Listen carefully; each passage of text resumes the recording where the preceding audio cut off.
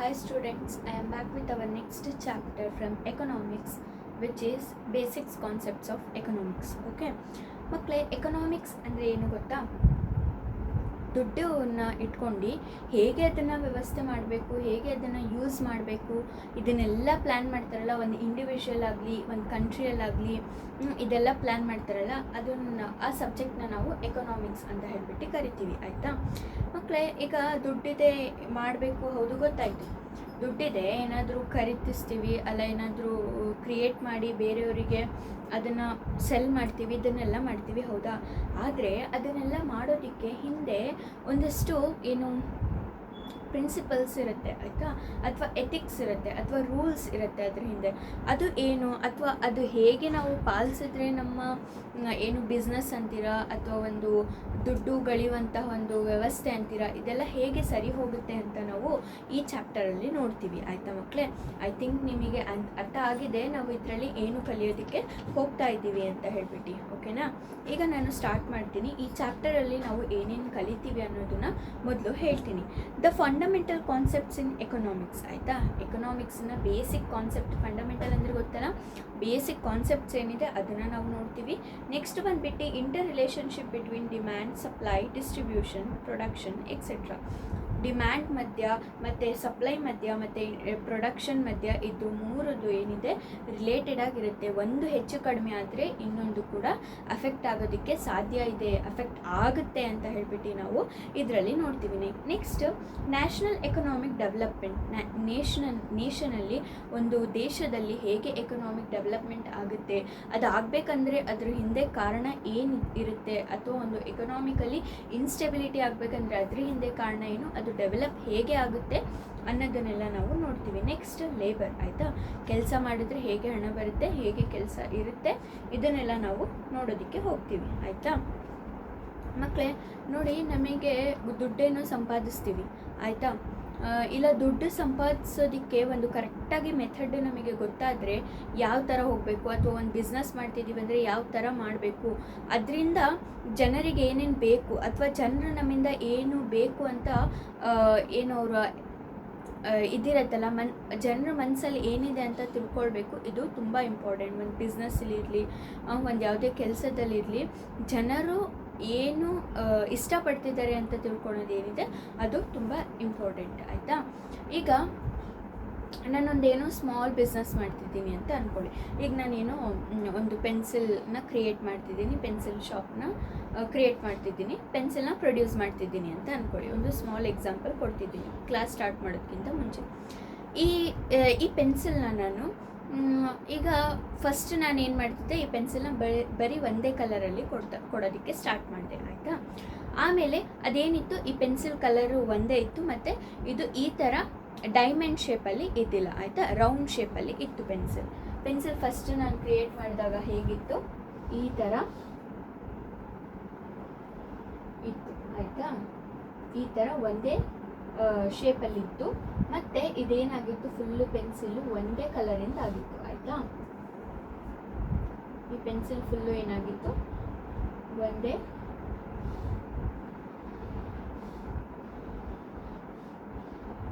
ಒಂದೇ ಕಲರಿಂಗ್ ಮಾಡಿ ನಾನು ಮಾಡ್ತಾ ಇದ್ದೆ. ಆಯಿತಾ, ಆವಾಗ ಏನಾಯಿತು, ಇದು ಒಂದೇ ಕಲರಲ್ಲಿ ಇತ್ತಲ್ಲ ಪೆನ್ಸಿಲ್ಲು, ಇದು ಒಂದು ದಿನಕ್ಕೆ ಫಾರ್ ಎಕ್ಸಾಂಪಲ್ ತಗೊಳ್ಳಿ, ಒಂದು 100 ಪೆನ್ಸಿಲ್ಸ್ ಹೋಗ್ತಾ ಇತ್ತು. ಆಯಿತಾ, ಆಮೇಲೆ ನಾನು ಒಂಚೂರು ಕೆಲಸ ಕೊಟ್ಟೆ, ಯಾರಿಗೆ ನನ್ನ ಕಂಪ್ನಿಯಲ್ಲಿ ಕ್ರಿಯೇಟ್ ಮಾಡ್ತಾರಲ್ಲ ಅವ್ರಿಗೆ ಒಂಚೂರು ಕೆಲಸ ಕೊಟ್ಟೆ, ಏನಾದರೂ ಒಂಚೂರು ಹೊಸದು ಮಾಡಿ, ಒಂಚೂರು ರೇಂಜ್ ಜಾಸ್ತಿ ಮಾಡ್ದಂಗೆ, ಡಿಮ್ಯಾಂಡ್ ಜಾಸ್ತಿ ಆದಂಗೆ ಮಾಡಿ ಏನಾದರೂ ಅಂತ ಹೇಳಿದೆ. ಆವಾಗ ಅವ್ರು ಏನು ಕಂಡು ಹಿಡಿದ್ರು, ಇದೇ ಪೆನ್ಸಿಲ್ನ, ಸೇಮ್ ಪೆನ್ಸಿಲ್ನ ಏನು ಮಾಡಿದ್ರು, ಒಬ್ಬರು ಹೇಳಿದ್ರು, ಮೇಡಮ್ ಡಬಲ್ ಕಲರಿಂಗ್ ಮಾಡೋಣ, ಅವಾಗ ಏನಾಗುತ್ತೆ, ಜಾಸ್ತಿ ಸೆಲ್ ಆಗ್ಬೋದು ಅಂತ ಹೇಳ್ಬಿಟ್ಟು, ಮಕ್ಕಳಿಗೆ ಅಟ್ರ್ಯಾಕ್ಟ್ ಆಗ್ಬೋದು ಅಂತ ಹೇಳ್ಬಿಟ್ಟು ಹೇಳಿದ್ರು. ಆಯಿತಾ, ಇವಾಗ ನಾನೇನು ಮಾಡಿದೆ, ಈ ಪೆನ್ಸಿಲ್ನ ಡಬಲ್ ಕಲರಲ್ಲಿ ಕ್ರಿಯೇಟ್ ಮಾಡಿಸಿದೆ. ಸೇಮ್ ಪೆನ್ಸಿಲ್, ಓಕೆನಾ, ಸೇಮ್ ಪ್ರಾಡಕ್ಟ್ನ ನಾನೇನು ಮಾಡಿದೆ, ಯೋಚನೆ ಮಾಡಿಬಿಟ್ಟು ಡಬಲ್ ಕಲರಲ್ಲಿ ಮಾಡಿಸಿದೆ. ಆದರೂ ಏನಾಯಿತು, ಒಂದು 10% ಜಾಸ್ತಿ ಆಯಿತು. ಆಯಿತಾ, 100 ಪೆನ್ಸಿಲ್ಸ್ ಹೋಗೋದು 110 ಪೆನ್ಸಿಲ್ಸ್ ಹೋಗೋಕ್ಕೆ ಸ್ಟಾರ್ಟ್ ಆಯಿತು. ಆಮೇಲೆ ಮತ್ತೆ ಏನು ಯೋಚನೆ ಮಾಡಿದೆ, ಇನ್ನು ಪ್ರೊಡಕ್ಷನ್ ಬೇಕಲ್ವಾ, ಏನಾದರೂ ಒಂದು ಕಂಪ್ನಿ ಕ್ರಿಯೇಟ್ ಮಾಡಿದ್ದೀವಿ, ಅದರಲ್ಲಿ ಏನಾದರೂ ನಡೀತಿದೆ ಅಂದರೆ ಅದು ಡೆವಲಪ್ ಆಗಬೇಕು, ಹೌದಲ್ವಾ, ಮತ್ತೆ ಇನ್ನೊಬ್ರು ಏನು ಇದು ಕೊಟ್ಟರು, ಮೇಡಮ್ ಇದು ರೌಂಡ್ ಇರುತ್ತಲ್ಲ, ಗ್ರಿಪ್ ಮಕ್ಕಳಿಗೆ ಹಿಡ್ಕೊಳ್ಳೋದಕ್ಕೆ ಜಾಸ್ತಿ ಇರಲ್ಲ, ಇದನ್ನ ಡೈಮಂಡ್ ಶೇಪಲ್ಲಿ ಮಾಡೋಣ, ಅವಾಗ ಏನಾಗುತ್ತೆ ಗ್ರಿಪ್ ಜಾಸ್ತಿ ಇರುತ್ತೆ ಮಕ್ಕಳಿಗೆ ಹಿಡ್ಕೊಳ್ಳೋದು. ನೋಡಿ ಇದು ರೌಂಡ್ ಶೇಪ್ ಇದೆ, ಹಿಡ್ಕೊಳ್ಳೋಕೆ ಇದರಲ್ಲಿ ಗ್ರಿಪ್ ಇಲ್ಲ ಆಯಿತಾ ಜಾಸ್ತಿ, ಆದರೆ ಇದು ಡೈಮಂಡ್ ಶೇಪ್ ಇರೋದ್ರಿಂದ ಇದರಲ್ಲಿ ಗ್ರಿಪ್ ಚೆನ್ನಾಗಿ ಸಿಗುತ್ತೆ ಹಿಡ್ಕೊಳ್ಳೋದಕ್ಕೆ ಆಯಿತಾ. ಅದನ್ನು ಹೇಳ್ಬಿಟ್ಟು ನಾವೇನು ಮಾಡಿದ್ವಿ, ಪೆನ್ಸಿಲ್ನ ಈಗ ಯಾವ ಶೇಪಿಗೆ ತಂದ್ವಿ, ಡೈಮಂಡ್ ಶೇಪಿಗೆ ತಂದ್ವಿ ಆಯಿತಾ. ಇದು ಮಧ್ಯದಲ್ಲಿ ಡೈಮಂಡ್ ಶೇಪ್ ಅಂತ ಅಂದ್ಕೊಳ್ಳಿ, ಡೈಮಂಡ್ ಶೇಪಿಗೆ ತಂದ್ವಿ, ಈ ಥರ ಶೇಪಿಗೆ ತಂದ್ವಿ ಪೆನ್ಸಿಲ್ನ ಆಯಿತಾ. ನೆಕ್ಸ್ಟ್ ಇಷ್ಟಾದರೂ ಕೂಡ ಏನಾಗ್ತಿತ್ತು, ಈಗ ಡಿಮ್ಯಾಂಡು ಚೂರು ಜಾಸ್ತಿ ಆಯಿತು, 110 ಪೆನ್ಸಿಲ್ಸ್ ಹೋಗೋದು 150 ಪೆನ್ಸಿಲ್ಸ್ ಹೋಗೋಕ್ಕೆ ಸ್ಟಾರ್ಟ್ ಆಯಿತು ಆಯಿತಾ. ಆಮೇಲೆ ಏನು ಮಾಡಿದ್ವಿ ನಾವು, ಈ ಪೆನ್ಸಿಲ್ಲು ಫಸ್ಟು ಎಷ್ಟು ಪ್ರೈಸಲ್ಲಿ ಇತ್ತು ನಮ್ಮದು, ಈ ಪೆನ್ಸಿಲ್ ನಾವು ಫಸ್ಟ್ 4 ರೂಪೀಸಿಗೆ ಮಾರ್ತಾ ಇದ್ವಿ ಆಯಿತಾ. ನೆಕ್ಸ್ಟ್ ನಾವು ಇಲ್ಲಿ ಕಲರ್ ಚೇಂಜ್ ಮಾಡಿದ್ರಿಂದ ನಾವೇನು ಮಾಡಿದ್ವಿ, 4 ಈಗ ನಾನು ನಿಮಗೆ ಎಕ್ಸಾಂಪಲ್ ಅರ್ಥ ಮಾಡ್ಸೋಕ್ಕೆ ಹೇಳ್ತಿರೋದು, 4.5 ರೂಪೀಸ್ ಮಾಡಿದ್ವಿ. ಈಗ ನಾವಿಲ್ಲಿ ಶೇಪು ಕೂಡ ಚೇಂಜ್ ಮಾಡೋಕ್ಕಾಯ್ತು, ಕೆಲಸ ಹೆಚ್ಚಕ್ಕಾಯ್ತಲ್ವಾ, ಈಗ ನಾವಿಲ್ಲಿ 5 ರೂಪೀಸ್ ಮಾಡಿದ್ವಿ. ಆದರೂ ಕೂಡ ಮಕ್ಕಳೇ ರೇಟ್ ಜಾಸ್ತಿ ಆಗಿದೆ ಆಯಿತಾ. ಇಲ್ಲಿ ಪೆನ್ಸಿಲ್ 4 ರೂಪಾಯಿ ಇತ್ತು, ಆದರೆ ಒಂದೇ ಕಲರಿಂದ ಇತ್ತು. ಇಲ್ಲಿ 4 ರೂಪಾಯಿ 5 ಪೈಸೆ ಜಾಸ್ತಿ ಆಯಿತು, ಆದರೆ ಡಬಲ್ ಮಲ್ಟಿ ಕಲರ್ ಸಿಗ್ತಾ ಇತ್ತು. ಇಲ್ಲಿ ಮತ್ತೇನಾಯಿತು, ಗ್ರಿಪ್ ಸಿಗೋದು ಸ್ಟಾರ್ಟ್ ಆಯಿತು ಪೆನ್ಸಿಲಿಗೆ ಆಯಿತಾ. ಇಲ್ಲ 1 ರೂಪಾಯಿ ಜಾಸ್ತಿ ಆದರೂ ಈ ಪೆನ್ಸಿಲಿಂದ ಈ ಪೆನ್ಸಿಲಿಗೆ ಏನಾಯಿತು, 1 ರೂಪಾಯಿ ಜಾಸ್ತಿ ಆದರೂ ಜನರು ಏನು ಮಾಡ್ತಾರೆ, ತಗೊಳ್ತಾರೆ. ಯಾಕೆ ಹೇಳಿ, ಇದ್ರಲ್ಲಿ ಅವರಿಗೆ ಸುಲಭ ಆಗುತ್ತೆ, ಅವರ ಕೆಲಸ ಇದರಲ್ಲಿ ಸುಲಭ ಆಗುತ್ತೆ. ಇದರಲ್ಲಿ ಚೂರು ಕಷ್ಟ ಆಗ್ಬೋದಲ್ವಾ, ಹಿಡ್ಕೊಳ್ಳೋದಕ್ಕೆ ಪ್ರಾಬ್ಲಮ್ ಆಗ್ಬೋದು, ಅಷ್ಟು ಅಟ್ರಾಕ್ಟಿವ್ ಆಗಿಲ್ಲ ಆಯಿತಾ. ಇದು ಇದಕ್ಕಿಂತ ಅವರಿಗೆ ಇದಿಷ್ಟ ಆದರೆ ಇದನ್ನು ತಗೊಳ್ತಾರೆ. ಇದೇ ನಾವು ಬಿಸ್ನೆಸ್ಸಲ್ಲಿ ಇದರಲ್ಲಿ ನೋಡುವಂತಹ ಎಥಿಕ್ಸ್, ಇದು ನಾವು ಫಾಲೋ ಮಾಡ್ತೀವಿ ಆಯಿತಾ. ಜನರಿಗೆ ಅದು ರೇಟ್ ಸುಮ್ಮನೆ ಜಾಸ್ತಿ ಮಾಡಿದ್ರೂ ಬಿಸ್ನೆಸ್ ಬಿದ್ದೋಗುತ್ತೆ.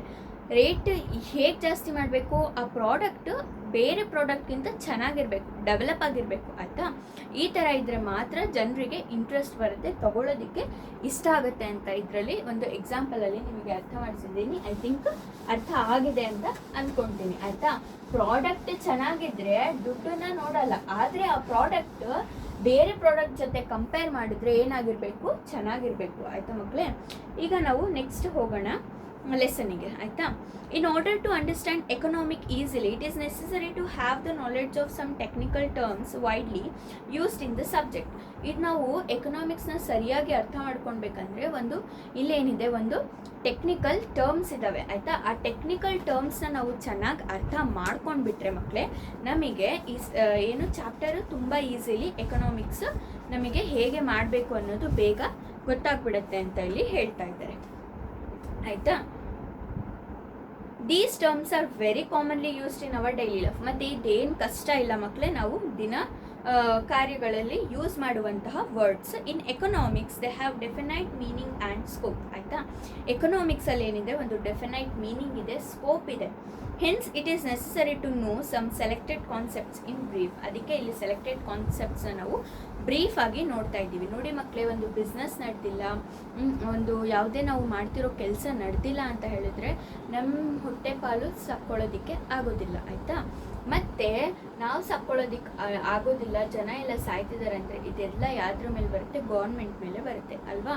ಒಂದು ಗೌರ್ಮೆಂಟ್ ನೆಟ್ಟಿಗೆ ನಡೆಯಲ್ಲ, ಅಲ್ಲಿ ನೆಟ್ಟಿಗೆ ಏನು ಜನರಿಗೆ ಫೆಸಿಲಿಟೀಸ್ ಸಿಗಲ್ಲ ಆಯಿತಾ, ತುಂಬ ಕಷ್ಟಗಳು ಬರುತ್ತೆ. ಅದಕ್ಕೆ ಎಕನಾಮಿಕ್ಸ್ ನಮಗೆ ತುಂಬ ಇಂಪಾರ್ಟೆಂಟ್. ಹೇಗೆ ಡೆವಲಪ್ ಮಾಡಬೇಕು ನಮ್ಮ ಬಿಸ್ನೆಸ್ಗಳನ್ನು, ನಮ್ಮ ಏನು ಗೌರ್ಮೆಂಟ್ ಆಗಿರಲಿ, ಇಂಡಿವಿಜುವಲ್ ಆಗಿರಲಿ ಆಯಿತಾ, ಒಂದು ಗ್ರೂಪ್ ನಡೆಸೋದಾಗಿರಲಿ, ಏನೇ ಇರಲಿ ಯಾವ ಥರ ನಡೆಸಬೇಕು, ಅದನ್ನು ಯಾವ ಥರ ಪ್ರೊಡ್ಯೂಸ್ ಮಾಡಬೇಕು, ಯಾವ ಥರ ಅದನ್ನು ಡೆವಲಪ್ ಮಾಡಬೇಕು ಅನ್ನೋದು ತುಂಬ ಇಂಪಾರ್ಟೆಂಟ್ ಆಯಿತಾ. ಇದೇನಿಲ್ಲ ಮಕ್ಕಳೇ, ಲೆಸನ್ ತುಂಬ ಈಸಿ ಇದೆ, ಶಾರ್ಟ್ ಟರ್ಮ್ಸ್ ಇದ್ದಾವೆ ಆಯಿತಾ. ಆ ಟರ್ಮ್ಸ್ ಏನಂತ ನಾವು ಅರ್ಥ ಮಾಡಿಕೊಂಡ್ರೆ, ವರ್ಡ್ಸ್ ಇದ್ದಾವೆ, ಆ ವರ್ಡ್ಸ್ ಏನು, ಆ ವರ್ಡ್ಸ್ ಯಾಕೆ ಇಂಪಾರ್ಟೆಂಟು ಬಿಸ್ನೆಸ್ ಮಾಡೋದಕ್ಕೆ, ಎಕನಾಮಿಕ್ಸ್ನ ನೆಟ್ಟಿಗೆ ಸ್ಟೇಬಲ್ ಆಗಿ ತಗೊಂಡು ಹೋಗೋದಕ್ಕೆ ಯಾಕೆ ಇಂಪಾರ್ಟೆಂಟ್ ಅಂತ ನಾವು ಅಂದ್ಕೊಂಡ್ಬಿಟ್ರೆ, ತಿಳ್ಕೊಂಡ್ಬಿಟ್ರೆ ಈ ಲೆಸನ್ ಏನಿದೆ ತುಂಬ ಈಸಿ ಆಗಿದೆ ಆಯಿತಾ. ಈಗ ಹೋಗೋಣ, ನಾನು ಇದರಲ್ಲಿ ಎಷ್ಟು ವರ್ಡ್ಸ್ ಬರುತ್ತೆ ಅದನ್ನು ನಾವು ಹೇಗೆ ಒಂದೊಂದು ಪ್ಯಾರಾಗ್ರಾಫಲ್ಲಿ ಕೊಟ್ಟಿದ್ದಾರೆ ಆ ವರ್ಡ್ಸ್ ಬಗ್ಗೆ, ಆ ವರ್ಡ್ಸ್ನ ತಿಳ್ಕೊಂಡ್ರೆ ಮುಗೀತು, ಈ ಲೆಸನ್ ಆಗಿಬಿಡುತ್ತೆ ಆಯಿತಾ. ಅದು ಯಾವುದು ವರ್ಡ್ಸ್ ನೋಡೋಣ. ಫಸ್ಟ್ ಒನ್ ಬಂದ್ಬಿಟ್ಟು ಡಿಮ್ಯಾಂಡ್, ಓಕೆ.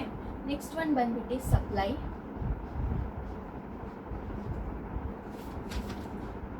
ನೆಕ್ಸ್ಟ್ ಒನ್ ಬಂದ್ಬಿಟ್ಟು production.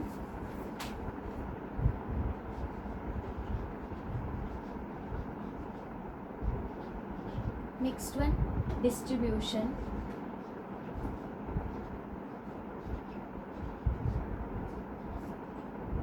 Next one consumption.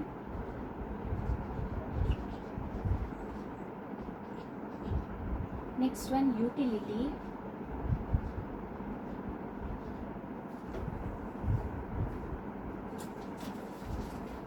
Next okay, first ಇದನ್ನಿಷ್ಟನ್ನು ಅರ್ಥ ಮಾಡ್ಕೊಳ್ಳೋಣ. ಇದರಲ್ಲಿ ಯುಟಿಲಿಟಿಯಲ್ಲಿ ಇನ್ನು ತುಂಬ ಬರುತ್ತೆ ಆಯಿತಾ. Next profit. Next cooperation.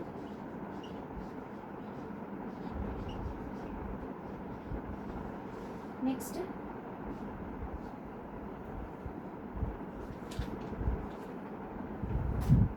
National income.